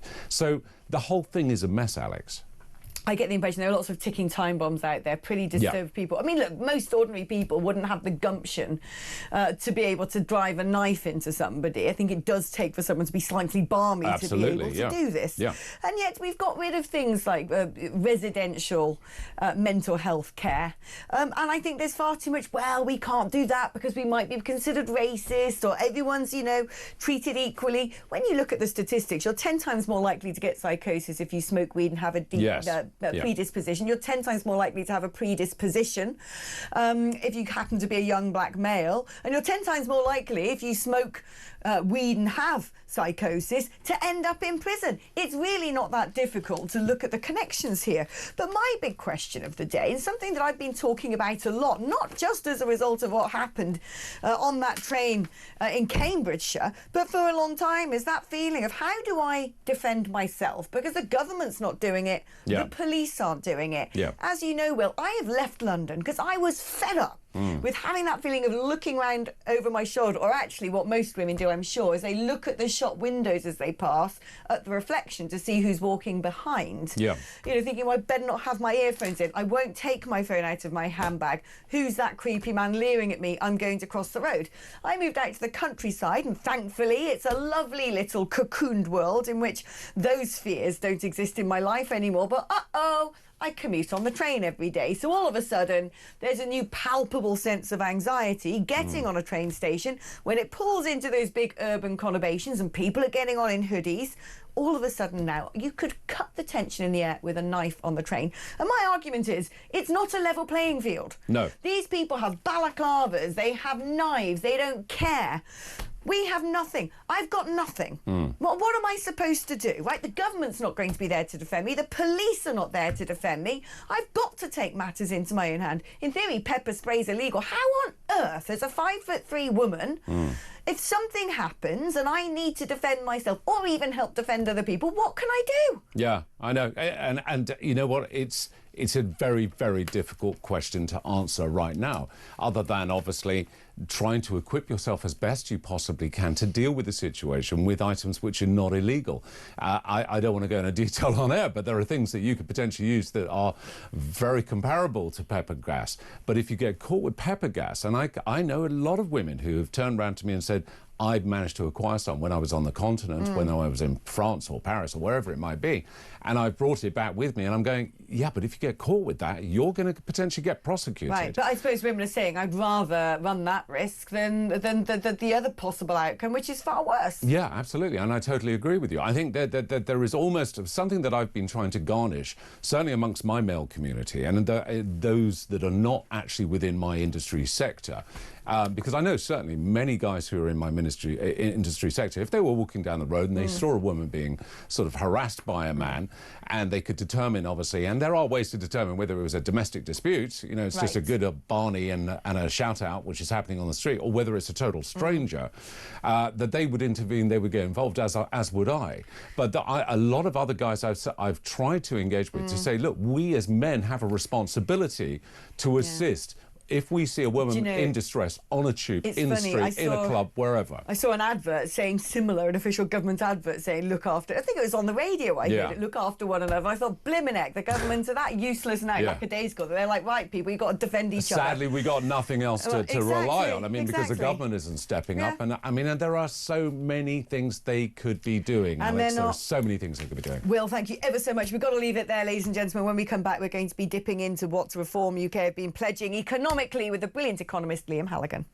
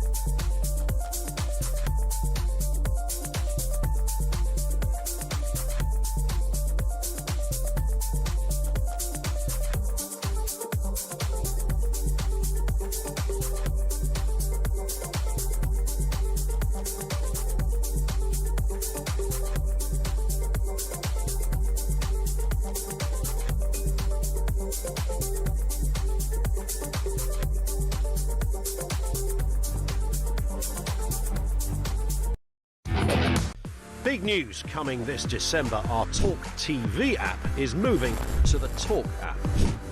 You can watch, catch up and listen to all your favourite shows and podcasts anytime, anywhere, all on the Talk app. From Monday, 1st of December, the talkTV app will no longer exist, so don't miss out. So head over to your App Store or Google Play and search Talk now.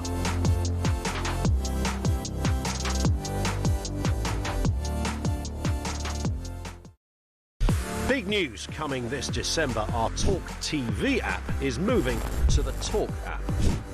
You can watch, catch up and listen to all your favourite shows and podcasts anytime, anywhere, all on the Talk app. From Monday, 1st of December, the talkTV app will no longer exist, so don't miss out. So head over to your App Store or Google Play and search Talk now.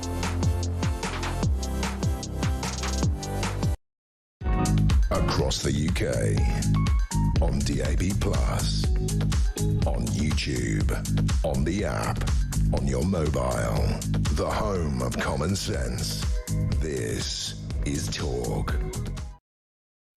Hello there, welcome back. Now, Nigel Farage has been leading a Reform UK press conference outlining what their economic plans might look like should he get the keys to number 10. He would get rid of the North Sea, would get the North Sea operating again, get rid of North Sea taxes, getting those oil and gas wells up and going, scrapping all net zero subsidies to bring down the cost of energy. He says Britain's being left behind in the cryptocurrency boom. The City of London should embrace it. They would appoint external business figures into government departments who know a thing or two about money, and that Britain is deindustrialising at a rapid pace, losing out to China. He's also hit out at the dreaded IR35, which I know a heck of a lot about, and I must say, totally agree with that one. Liam Halligan, economist, joins us now. Good afternoon. Good morning, in fact. Not yet afternoon. Have you appreciated what you've heard so far? Are you a little bit disappointed that some of the pledges to cut taxes seem to have been dropped by Reform UK, saying they need to stabilise our government debt first?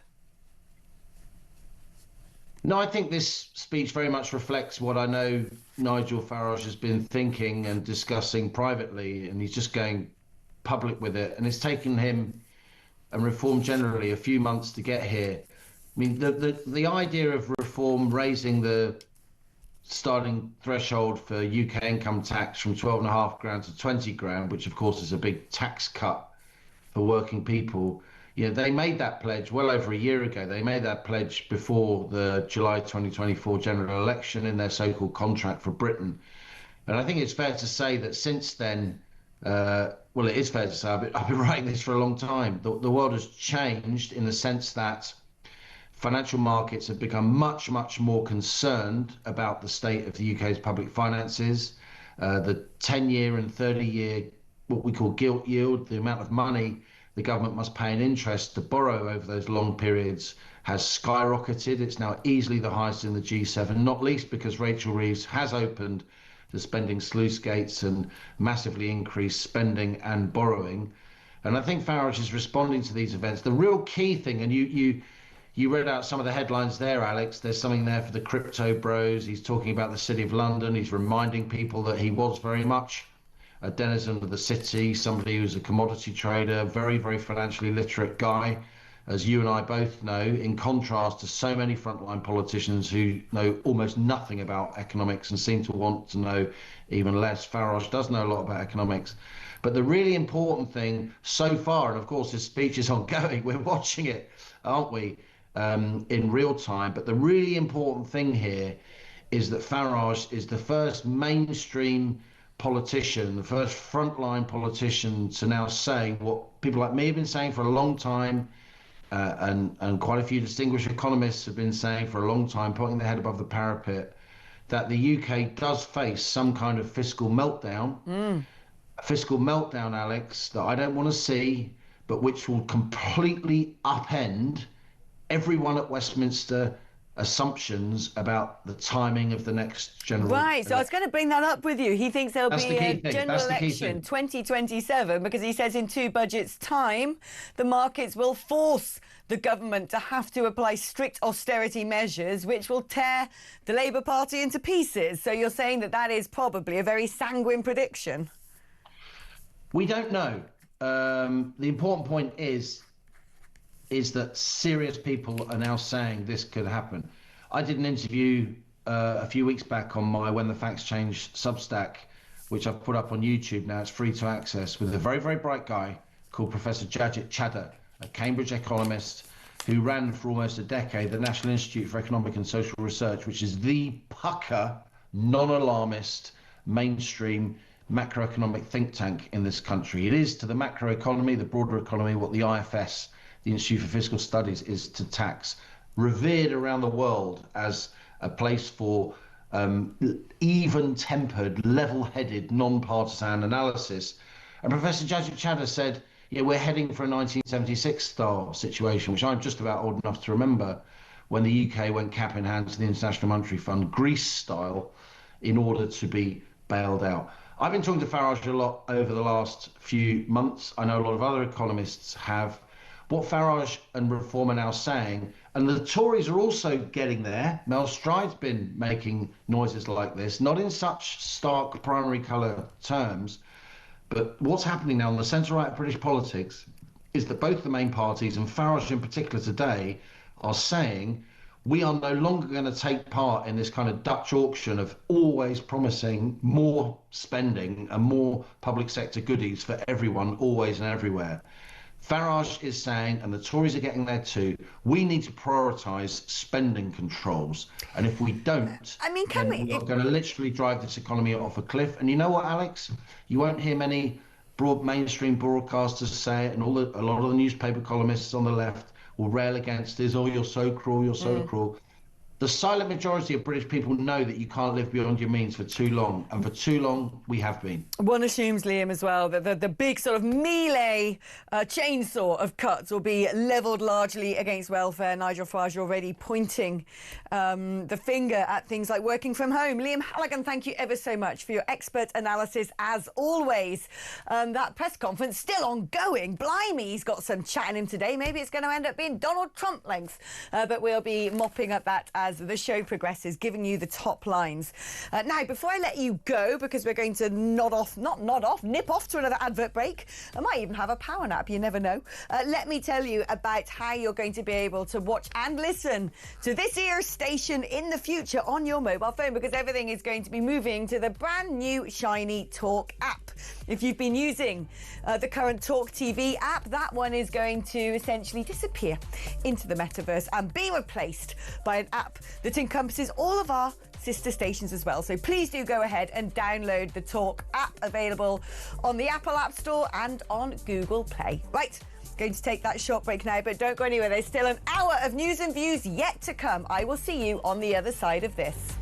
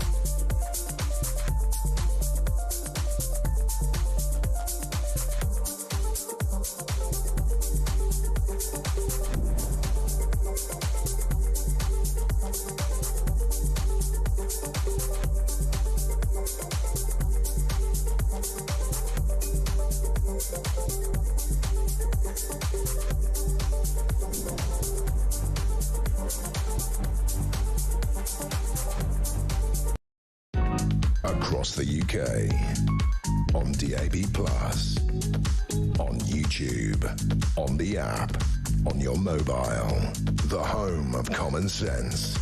This is Talk.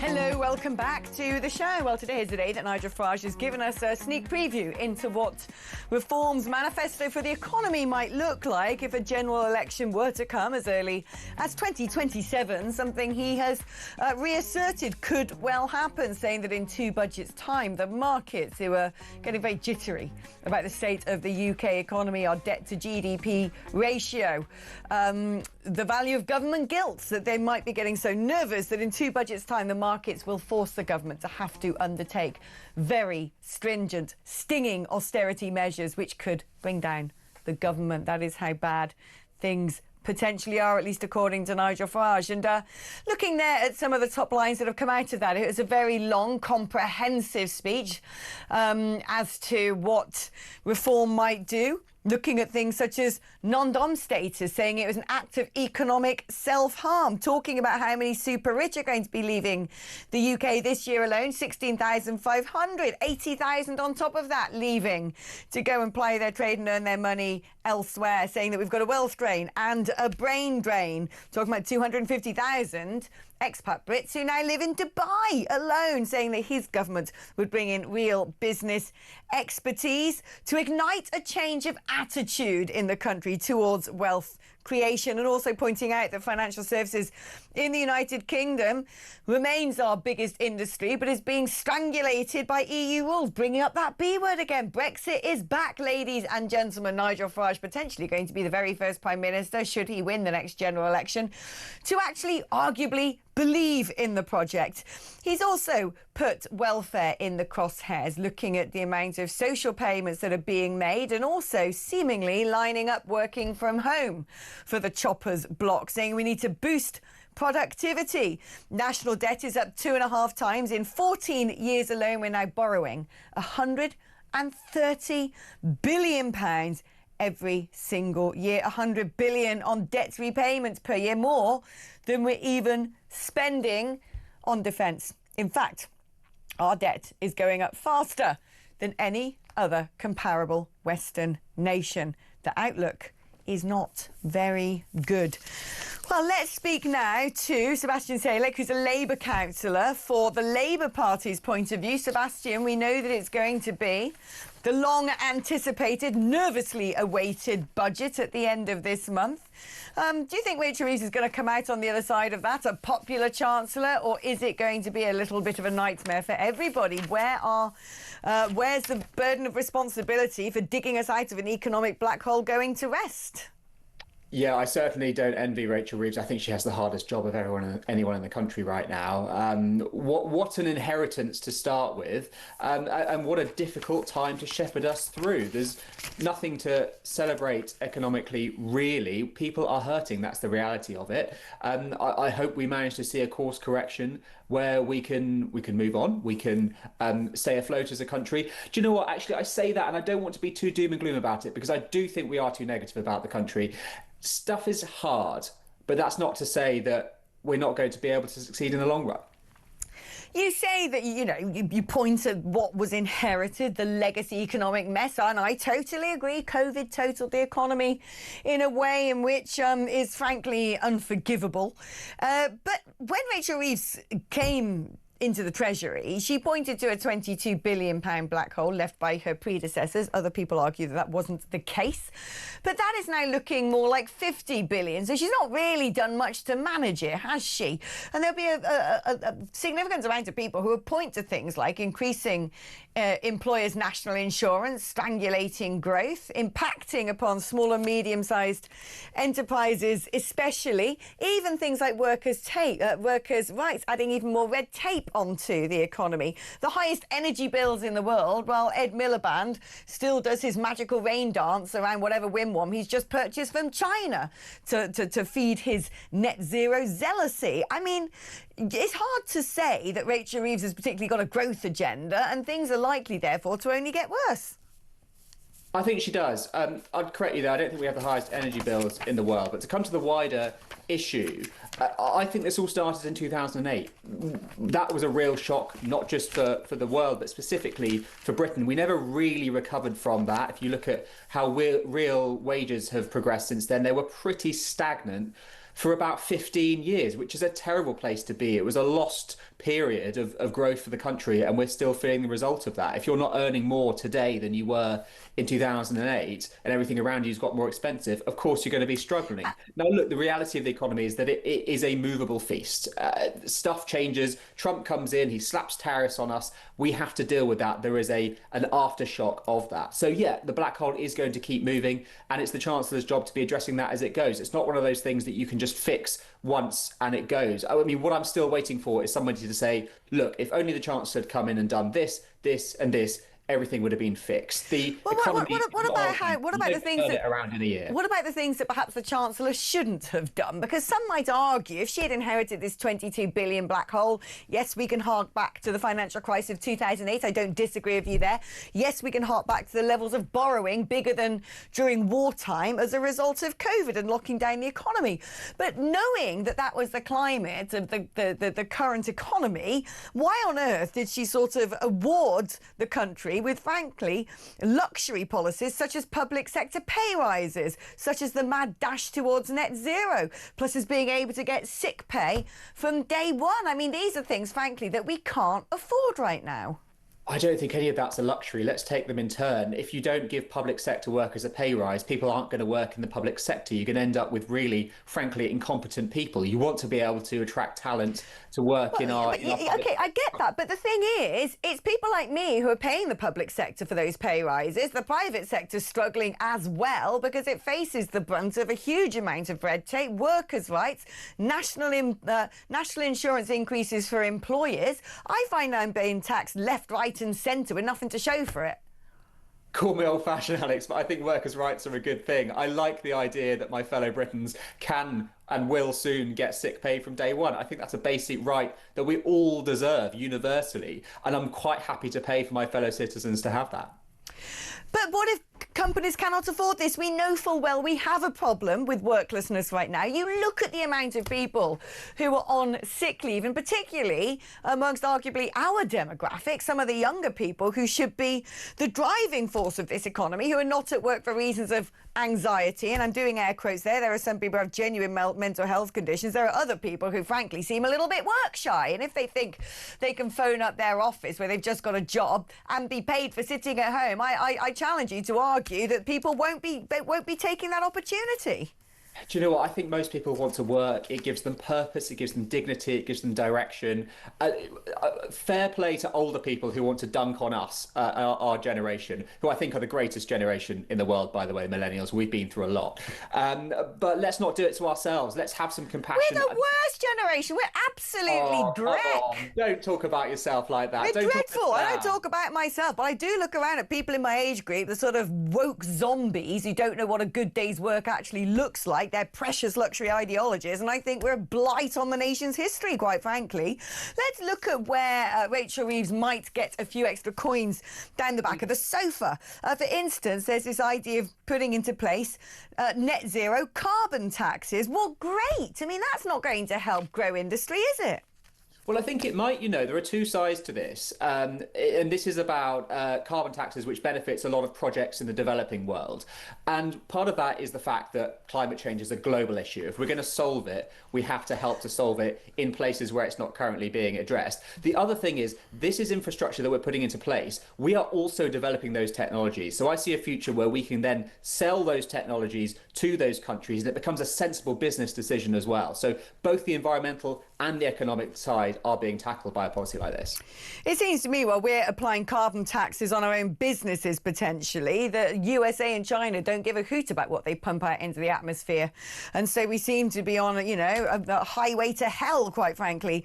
And what about targeting personal wealth and assets? I mean, some might say, well, at least that's not a tax on working people. But there's already a mass exodus of super rich from the United Kingdom who love them or loathe them. And I don't know anyone seems to loathe someone who's just done well in life. They are vital to contributions made to the UK exchequer, but they're all leaving. Well, look, I'm the child of immigrants, so nobody loves aspiration more than I do. It's that great relay race of history, and you know, I feel like I'm part of it. But are people really leaving? I just haven't seen the data on that. I think it's anecdotal. If you look at the government modelling for the non-dom abolition or the non-dom restrictions, fewer people left than they had planned for. So I can understand why that's a big bogeyman in the room, but I just haven't seen the numbers that tell us that that's true. Well, the numbers that Nigel Farage just gave us, and I haven't had the opportunity to fact check because I haven't been off air for a long enough time to do it, was over 16,500 due to go this year. And I think research I had done before, where there are statistics on previous years, suggests that about 11 to 12,000 left last year. And I know from people that I speak with, anecdotally you may say, there are plenty of people who have upped and left the United Kingdom because it doesn't seem like a great idea to stay here anymore. Frankly, I'd consider it myself were I not so bonded to trying to save my own nation. Let's bring in, stay with us there, Sebastian. Let's bring in a caller now and bring Nigel in London, not that Nigel, another Nigel, into our conversation. Hello there, good afternoon, Nigel. Good afternoon. I'm not having any more Nigels than Nigel.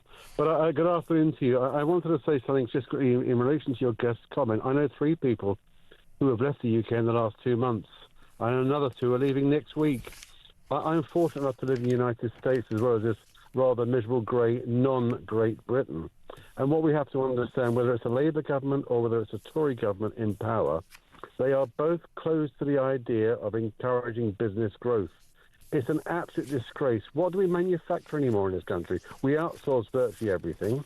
All we are is a service industry. We want to tax everybody for everything. It's just ridiculous. We've got no ambition. In the United States, you're encouraged to do well. You're pat on the back if you do well, and they're doing exceptionally well. So, if you look at Labour, look at what a wonderful legacy they've got already. That they came in with inflation at 1.7, it's now 3.8%. So what have they actually thrown in to help this country grow? Absolutely zero. There you go. You heard his question, Sebastian. Would you dare to venture an answer? Yeah, do you know what, Nigel? I do think there's a grain of truth in what you're saying, in that as a country, we don't have that economic drive that they do in America. And I do a lot of work in my day job with Americans who are entrepreneurs, who are investors. And that really is that culture of, if you want to give it a go, good for you. And if you get it wrong, if you fail, you try again. And even personal investing, it's much more normal to invest in the stock market as an individual American than it is over here. And I think that's a cultural shift we have to make. There's no government that's going to help us do that. It's just, a change we have to make, and that breeds wealth. So, it's less of a political question and more of a philosophical one that we all need to grapple with. But when you look at things, Norway, for instance, has created 30 new oil wells in the North Sea. Ed Miliband's concreted them all up. This is what I'm talking about, luxury ideologies. The drive towards net zero has already cost us billions of pounds. America's got it going in the other direction. We know that Chinese industry is booming because they're building new coal-fired power stations. In fact, they're the ones who are producing all the green technologies that we seem to be wantonly buying, adding to our own energy bills. It doesn't make sense, does it, Sebastian? Well, it makes perfect sense, because what do we have access to? North Sea oil. How much do we have? 20 years worth. How much do we sell it for? The same price as the international market. So we're really not incentivized to be doing excess drilling at all. Of course, we've got to do some. We can't shut off our legacy fuel supplies overnight, but we can slowly phase it down. The future really is going to be in solar, it's going to be in wind, and it's going to be in bringing those energies into the mix, because they're clean, they're cheaper, they will be cheaper once we get over the upfront costs. And most importantly, potentially, they are secure. Russia can't go to war with another country and suddenly jack up our energy bills. We finally have sovereignty, there's that word that many of your listeners will love to hear, over our energy. I see a lot of positives there. Of course it's expensive to start with, any new project is, but once we're over that hump, I think it really will be a good thing for everybody. Jam tomorrow, Sebastian. It's always jam tomorrow. Thank you ever so much for joining us, Sebastian Zalek, there, Labour councillor. And thank you as well to Nigel in London, who called in the show. If you want to make like Nigel, the number is 03444991000, charged at your normal network rates. Now, talking about money, talking about taxation, talking about what could be considered essentially a stealth tax, the BBC licence fee is to rise to above £180 a year. We're discussing that with Rebecca Ryan, campaign director of Defund the BBC, after this.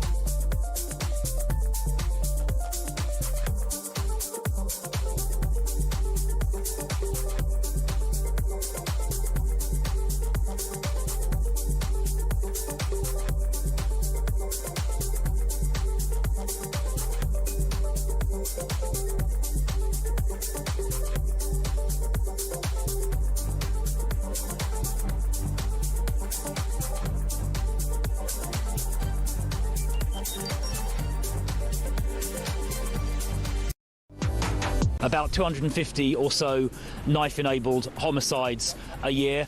It's far too high. Now, there were reductions in police numbers after 2010 because of the financial mess the previous Labour government left behind. But when I was police minister in the last couple of years of the last government, we recruited a lot more police officers, and we actually left government a year and a half ago with record ever numbers of police. It was 149,769 on March the 31st, 2024. Unfortunately, since then, under Labour, it has started going down.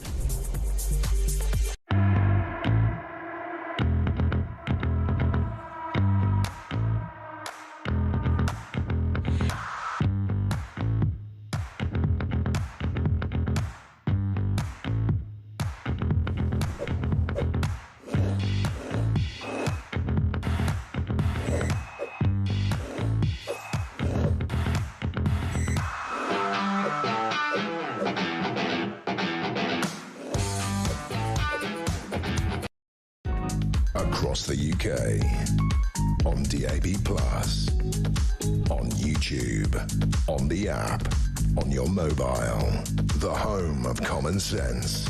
This is Talk. Oh, the BBC licence fee. It's going up again.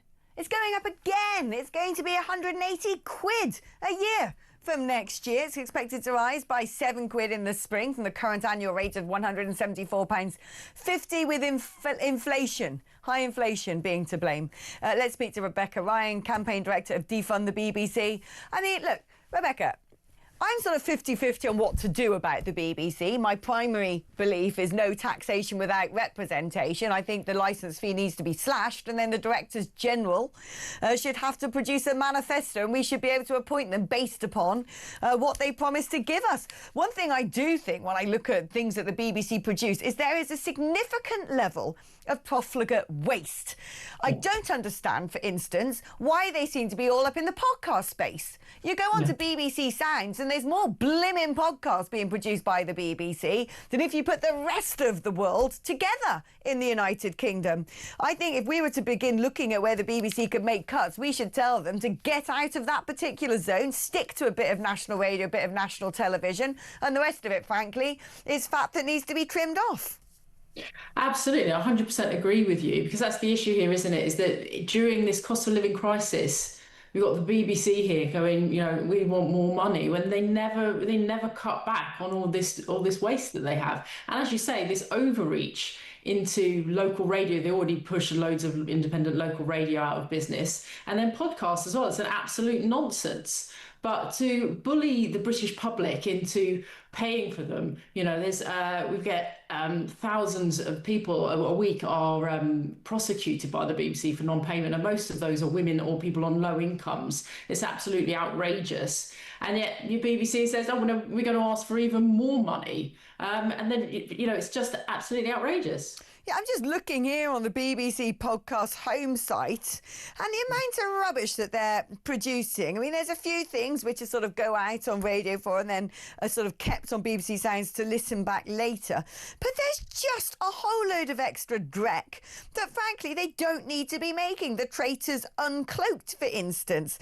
Something with Makita Oliver. I don't know why we need that, for instance. Just every single person. Paul Sinya's Perfect Pub Quiz. Every single person at the BBC now seems to bring out some sort of podcast. People who don't even have a job at the BBC are bringing out some kind of podcast. Frankly, if these washed-up celebrities want to be making audio content, they should be funding it themselves, not having me do it for them. Absolutely, but it's this sort of trying to perpetuate the licence fee, isn't it? They're so desperate to keep the licence fee going that they want to be able to have these stats that say this is how much this is watched. So they just do this overreach into every area that they don't need to be doing, and then demand more money from people. And that's this sort of vicious cycle. And people are just so frustrated with it. You see hundreds of thousands of households per year are sort of saying, you know what, I'm not going to pay this anymore. I'll just stop watching any live broadcast TV, and then I don't have to pay for the BBC. And that's, you know, that's the way to go. Obviously, that's what we would say that people should be doing. But it's a shame for other live broadcasters who are going to get hit by people not wanting to watch them. Well, this is the issue, isn't it? Because the BBC, frankly, still have a bit of a monopoly when it comes to media in general. The BBC reach is still 67%, dominates 67% of most people's ingestion of broadcast media. So it is still by far the biggest player. Because they thrive off this tax, which is forced upon anybody if they want to watch any form of live TV, they seem to be able to run a kingdom of absolute profligate waste. What do you think to my idea of actually making, slashing the licence fee and making the directors general elect actually campaign with manifestos of what the British people want? When people say that, oh, well, you know, the BBC's gone really woke, I think if you were to put the schedule to the United Kingdom, the people who pay the licence fee, who tend to be a little bit more centre-right, you could do a lot of repair to a lot of the damage that's been inflicted on and by the BBC. Yeah, absolutely. They should certainly slash back a huge amount of what they're doing, and then they should be answerable to the public. And there are many ways they can do that, either by making them 100% sort of subscription-based or advertising-based, so that they are accountable to their audience, or, as you say, by having some elected representatives in there. Although I don't imagine there's many of the types of people who would have the stomach to try and change the direction of the huge Titanic that is the BBC. But absolutely, there needs to be some accountability in the organisation, and that's currently what they do not have. Rebecca, thank you ever so much. The brilliant Rebecca Ryan there, campaign director for Defund the BBC. I just think stay in your blimmin' lane. Do you know what I mean? I would be like, right, you get 2 channels, 1 and 2. We, the viewers, get to decide the sort of content we want on it. 3 and 4 can be binned. It's a luxury that you can ill afford. You get a handful of national radio stations. Again, we, the licence fee payers, will decide what you have on that. And when it comes to all these other things, the podcasts and the like, no, stay in your lane. You don't get to monopolise that sector as well. That is for people who work day in, day out and try hard to break through in what is already a very difficult, competitive industry without demanding the average Joe Soap pays money so these washed-up celebrities can continue to have 5 minutes of fame at my expense. Get out of it, BBC, seriously. Shall we do a few calls now to lighten the mood a little bit and speak to Chris, who is in Hereford. Good afternoon, Chris. Good afternoon, how are you? I am not too bad, how are you? Not so bad. I just noticed the TV licence has gone up again. Yeah. From £174 to £180 or something like that? Yeah, that's right, yeah. I don't watch the BBC, to be honest, because when I was a kid, I used to love the BBC, because when I grew up with all the kids' programmes and everything like that. But now, I think the BBC's gone ever so woke. It's just, I don't watch it at all. A lot of TV I watch now is talkTV, and I watch a lot of on-demand stuff, because I think the BBC... Do you still pay your licence fee, though? I do, yeah, because I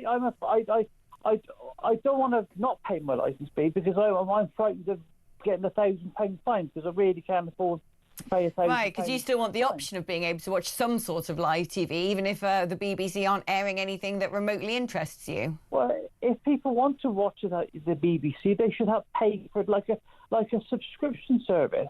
Basically, if you want to watch the BBC, you just pay a subscription service, and a lot of people don't want to watch the BBC, don't pay anything.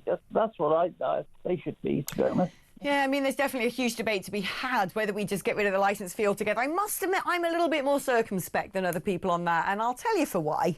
When you look at other nations around the world, be it Qatar and Al Jazeera, the Turkish and whatever they call their particular channel, I can't remember, the Chinese and CCTV or whatever it's called, Russia Today, actually having a state broadcaster is a very covetable thing. And the BBC has huge brand recognition around the world, and it sort of helps project brand Britain internationally. The problem is, what is that brand? Which is why I kind of think axing that licence fee in half and then making their schedule and their mandate accountable to the British public, who are far more sensible than BBC bosses, might be a good approach. What do you reckon?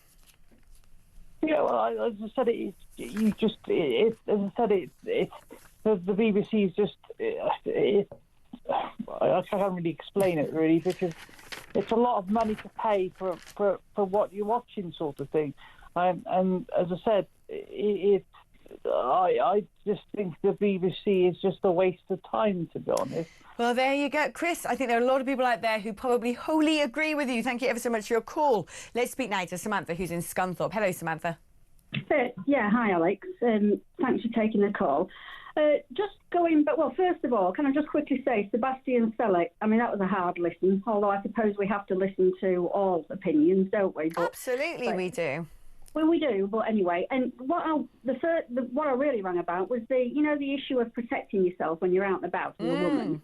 And the fact that we can't have pepper spray. I mean, my husband has a muscular issue on his back, and so we're frequently spraying deep heat on him. Now, that's pretty obnoxious stuff if you were to... And I mean, Now, listen, what I've got to be careful here, Samantha. Now, I know that there's conversations about deep heat circulating online and other potential lubricants sold at your local hardware store, but I cannot... I'm sure I'll get into some form of trouble if I start advocating for what particular type of makeshift weaponry or self-defense equipment we may be able to have on our person that doesn't leave us at the subject of law enforcement. But it does feel now, doesn't it, that what are we supposed to do? You know, as a woman of a fairly slight build, apart from my backside, I'm only 5'3". If someone were to begin, try to swipe my handbag or nick my phone, or I don't know what I can do. It's almost like the gladiatorial ring, isn't it? You put in some sort of poor, unsuspecting person without much armour and chuck in some lions and some sort of Trojan horses. And you're like, go on then, see if you can beat that. It's like a sort of ridiculous blood sport now. How the average citizen, particularly women, are supposed to defend themselves, I don't know. Well, exactly. But I know you can't advocate for it. I wouldn't expect you to. But I know what I think and what I will do. But anyway, just one quick point about reform. I mean, what worries me with reform is that, come the general election, we'll be in the same situation that they were in Wales. And then we'll get a ragtag mob of dangerous idiots running the country. I really worry about that. Well, you're talking about potentially a sort of left-wing coalition taking control instead. If you look at the polling, though, if you were to add the projected vote share of reform with the projected vote share of the Conservatives, it is still far bigger than if you put all the other mad leftists together. So let's see. Maybe common sense will prevail. Samantha, thank you ever so much. We're going to take a short break now. But when we come back, we're going to be talking to David Shipley, who's a former prisoner, about the fact that 1 in 4 jailed foreign sex offenders come from just 5 countries, and TikTok videos being made from inside. I just want to remind you, though, the biggest news story of today, of course, was the mass stabbing on the Cambridgeshire train. Anthony Williams, 32, is remanded in custody at Peterborough Magistrates Court after being charged with 10 counts of attempted murder over that stabbing spree on the high-speed train in Cambridgeshire. OK, taking a short break. We're back after this.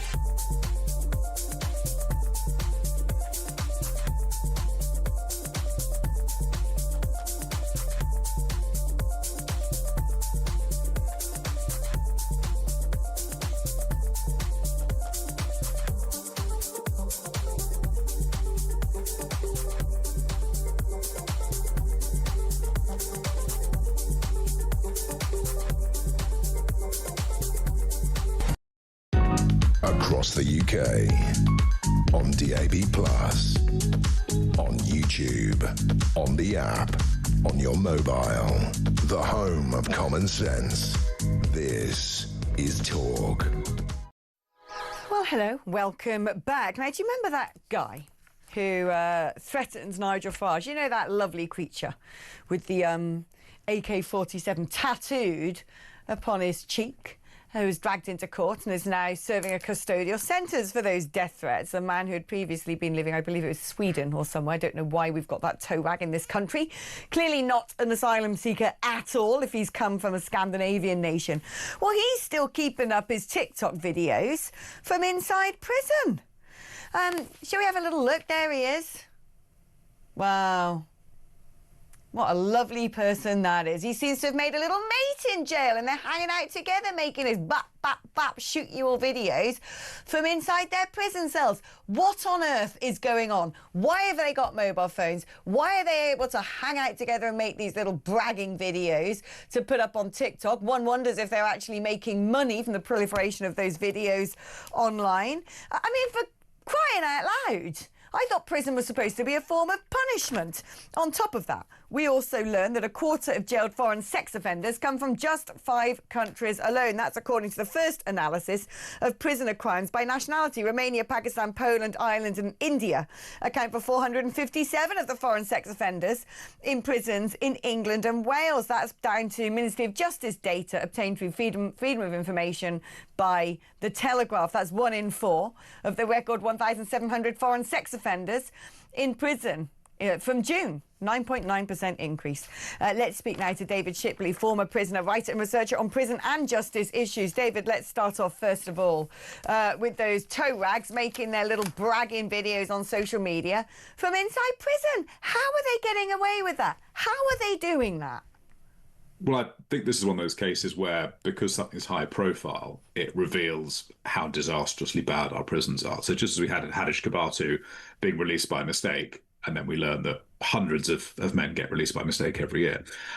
So with this, we've seen this video because this guy is high profile, because he's threatened Nigel Farage. That's why he's in prison. But actually, phones are awash in our prison estate. They're everywhere. They're very easy to get hold of. They're brought in often now by drones, along with drugs and weapons and other contraband. And it's very, very common. If you go on social media, you can find a huge number of videos made by prisoners in prisons, often within their cells, in exactly this way. It's a systemic problem. I mean, is there any sort of punishment if these prisoners are caught? I mean, this guy clearly is on news headlines today. Everyone knows he's got hold of a phone and has been making his content. Is he going to face, from your experience, any sort of extra rap as a result of that? Well, the prison service did go and search him and search his cell on Saturday night, but they couldn't find the phone. So they, as far as I understand it, won't actually have charged him with anything. So hold on, they can't find the actual physical phone, but the video's there, right? He's clearly been using a phone. I would find that convincing evidence, yeah. But the issue as well is that a lot of the time, men will get caught with contraband. In theory, they can be given extra days in their sentence. Sometimes even they could be charged with an additional crime. But often it doesn't happen. Often what actually happens is they'll get the contraband taken off them. They'll be put on what's called basics. So they might get their TV taken away for a bit and be able to spend less money on canteen each week. But that's it. There aren't really any meaningful consequences a lot of the time. Do you know, I always hear split opinions on whether prison is tough enough. There's a school of thought that says, no, it's not. Certainly our little mate with the AK-47 on his cheek, who seems to have found a partner in crime, seems to be having the time of his life. He doesn't seem too distressed at his standard of living while inside at His Majesty's pleasure. Other people say, yeah, you don't want to go to prison. No one wants to go to prison. It's actually pretty horrific. Which one is it? I think it's kind of neither. It's very rubbish in that it's a lot of wasted time, a lot of sitting in the cell doing nothing. You know, most prisoners are locked up for 22 hours a day. But if we wanted a really punishing system, we'd get everyone doing hard labour. Right? It's not particularly punishing, but it's also not particularly getting prisoners to do useful stuff with their time, which means they'll be less likely to offend after release. It's not working on teaching good values. And that's one of the big things as well. You see it with this phone stuff. The prison system should be teaching people in prison to obey the rules and to be pro-social, not anti-social. But in fact, often they'll find that if they break the rules, not much happens. They're not allowed to. Would you advocate, therefore, because I've often thought it seems crazy to me that we import a lot of foreign labour for the jobs British people apparently don't want to do, whether it's picking fruit or cleaning public toilets. Would you sort of advocate something similar to chain gangs then for certain offenders? Actually, if you want to have certain privileges, you've got to go out, roll up your sleeves and get on with doing a job that benefits society, but in a sort of format that is made secure. I wouldn't advocate chain gangs per se, but I think when prisoners are safe, and it can be managed safely, getting them to go out every day and work and pay taxes is a great thing. We do that in open prisons. I'd probably look at more for less safe prisoners, something like the military do at Colchester, which is their military corrective training centre, or effectively their prison. And there, everyday prisoners have to do hours of PT. They'll also get very specific bespoke programs. If they've got addiction issues or violence issues, they'll work on those. They'll get training. They'll get skills workshops. They'll get prepared for release every day in a way which actually works, because they only have a reoffending rate of 9%. So I think we should demand a lot more of prisoners. Leaving them in their cells to smoke drugs and make TikTok videos is disastrous. What can we do about this drone situation, David? Because, you know, I've heard about this a lot before, that all sorts of contraband is getting into prison via drones. How easy is it to actually find something that might block drones from operating, or that might create some sort of extra high fencing that, I don't know if that's possible, they'll probably still be able to fly over the top. Is this something that we can address with certain resources and extra equipment? There is. I mean, there's a thing called essentially anti-helicopter netting, it's called, which is you put over to block drones. In many cases, prisons haven't put that in place. They haven't got bars over the windows, which means drones can fly up to cell windows to make deliveries. There's also counter-UAS, counter-drone vulnerability assessment, which all prisons are supposed to have done. And according to the FOIs I've seen in many areas, 2/3 of prisons haven't even done those. We're getting more and more drones flying. It's been called by the Chief Inspector of Prisons a national security threat. And it is, because weapons have been brought into prisons, not just drugs, not just phones, actual weapons. And the Ministry of Justice is just not taking it seriously enough. There's no centralized program of actually working out where these drones are coming from, interdicting them, examining the data on them, and going after the operators. It really, really lacks, and it's not good enough. One would think that counter-helicopter netting isn't going to cost the universe. Surely that could be something that most prisons could afford to put in place. It is, and there's budget for it. I think really it's a failure of leadership. I mean, remember, you've got to remember, this is a prison service that regularly releases people by mistake, or holds people past their lawful release date. Or in many cases, we see prison inspections where they don't know where prisoners are in the jail at any given time in a day. The level of competence in the prison system is so low, you really have to see it to believe it. It is an astonishingly broken system. And yes, it should be simple enough to put up some netting, to run night patrols, to interdict drones, basic stuff. But they are not doing it consistently in a scale. And that is creating huge harm within jails. Looking at the latest figures obtained by the Telegraph under Freedom of Information into foreign sex offenders, it doesn't surprise me. But it turns out that a quarter of jailed foreign sex offenders are from just 5 countries. When you look at some of the statistics, that, you know, certain foreign offenders in prison, certain nationalities of foreign offenders, it seems to me their primary crime is sexual offences. I mean, this to me shows a significant breakdown in society if foreign men are coming into this country and committing sex crimes against the women of this nation. Do you think that this is a substantial change from previous years? Well, it is, and it's getting worse because we are continuing to import very large numbers of men from countries which we know those men are likely to be much more likely to be sexual offenders or violent. So it's a choice. And I think you're right. So I think like Bangladeshis, 40% of Bangladeshis in our prisons are there for sexual offences, for example. And what we need to start doing is being realistic about the fact that not all nationalities are the same. You know, and we have a migration policy which refuses to recognise that reality. And in fact, we shouldn't be letting in lots of men from countries like Bangladesh, like Eritrea, like Afghanistan, where we know there are these high levels of criminality. They're very likely to attack women. They're very likely to be violent. It's a profoundly self-harming policy, and it is a crime, I would say, being committed by the the political class of this country against the people, especially the women and children of this country. I mean, what about when we get to organised crime? Because certainly the data on that is something that's fascinated me for a long period of time. I know that the underground illicit drugs industry in this country has been dominated by Albanians. In fact, they dominate most of the trafficking, be it sex trafficking, arms trafficking, drug trafficking. We know that Vietnamese and Chinese gangs run a lot of the cannabis farms in this country. Why on earth, I mean, are we not looking at this data and the government saying, right, given that a disproportionate percentage of Albanians have come to the UK are actually coming here to commit the worst form of serious and organised crime, we're not going to let anybody else in from Albania until this gets sorted out?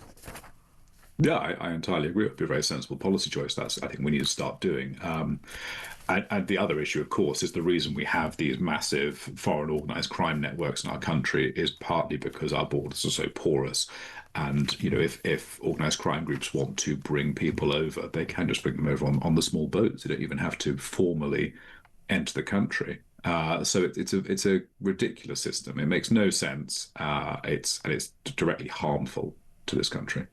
David, thank you ever so much. Always great to hear from you, former prisoner, but now today in a reformed character, writer and researcher on prison and justice issues, and a brilliant guest he always is indeed. I'm just going to do another quick story here because I haven't had a chance to cover it yet today, and I really do want to talk about it, and then we're going to take a short break and open up the floor to your thoughts. But this is about a chain of schools that have been producing lesson plans.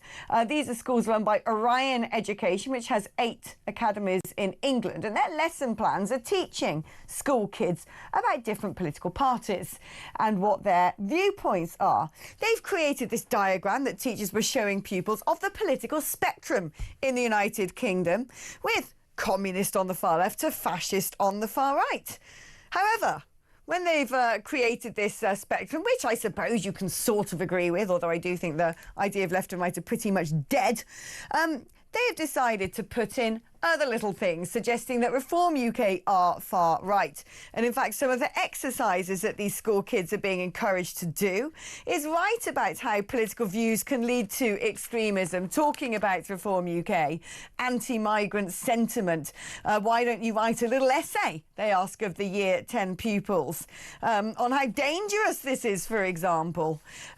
This particular learning asset highlighted St George's flags as provocative and exclusionary, a symbol used by far-right groups. I mean, who's making this literature? UNRWA? Why on earth do we have kids at the age of 10 being brainwashed in left-wing academies? Because I'll tell you what, Year 10 of 14-year-olds, in 2 years' time under this government who've given the franchise to 16-year-olds, they will be able to vote. This cannot be right.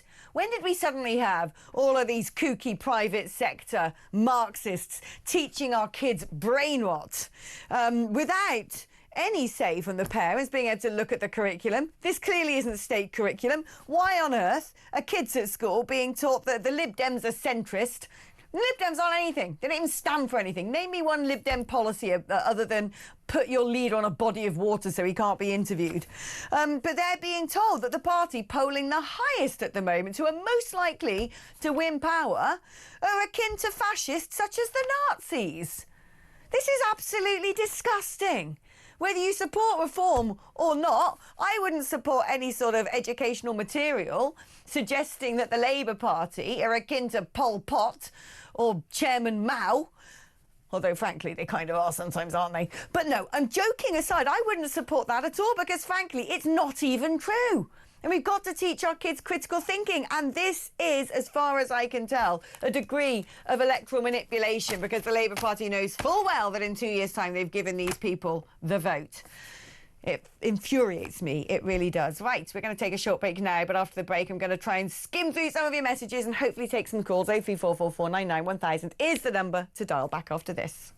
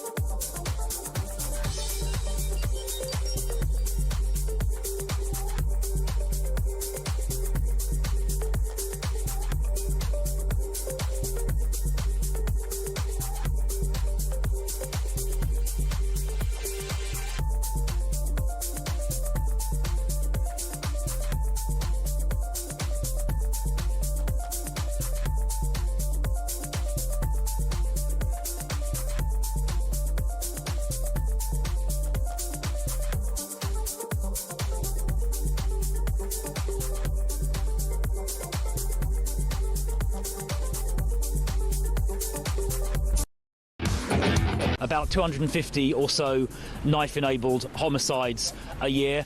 It's far too high. Now, there were reductions in police numbers after 2010 because... I was back in the UK for only 5 days last week, and during that time, there were 3 absolute horrors. There was the unbelievable bloody stabbing of an innocent dog walker. There was a court case about another horrific crime that all came to a conclusion that involved an asylum seeking related incident, and now we have this, which happened as I was flying out of the country.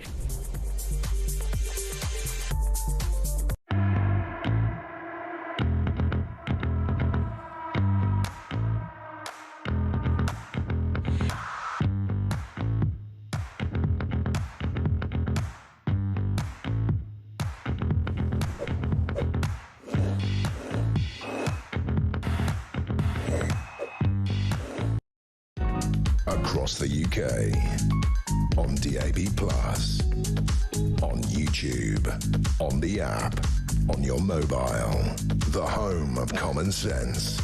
This is Talk. Hello, welcome back. Right, let's do some calls and quickly do a few messages. The government does not have to raise taxes, says Jacqueline. Stop all aid to other countries and stop paying France millions to stop men coming here by boats. Well, good start, Jacqueline. It's still not going to do enough to fill the massive national debt hole, though. Hi, Alex. In regards to the awful train incident, I don't recognise the country I was born and raised in anymore. I've had enough of these psychos on the street. The least the government can do is allow for pepper spray. Hi, Alex. We can't wait until 2027. This country is deteriorating every week. Can you imagine the state of the economy by 27? How many more rapes and murders would have been committed by then? How many more illegals living better lives than us? And at our expense, says Sarah, quite rightly, in Morden. I just had 2 minutes of Nigel Farage. She's 100% correct, says Simon. Basic legal immigrant accommodation is £15.3 billion annually. That's what they told reporters. Total cost is £30 billion annually for illegal immigrants. Surely this should be saved and spent on the British people instead. Right, let's speak to Victoria, who is in Plymouth. Good afternoon, Victoria. Hello, Alex. I've admired you from afar for a long time. Oh. Anyway, I love your take on the drugs thing.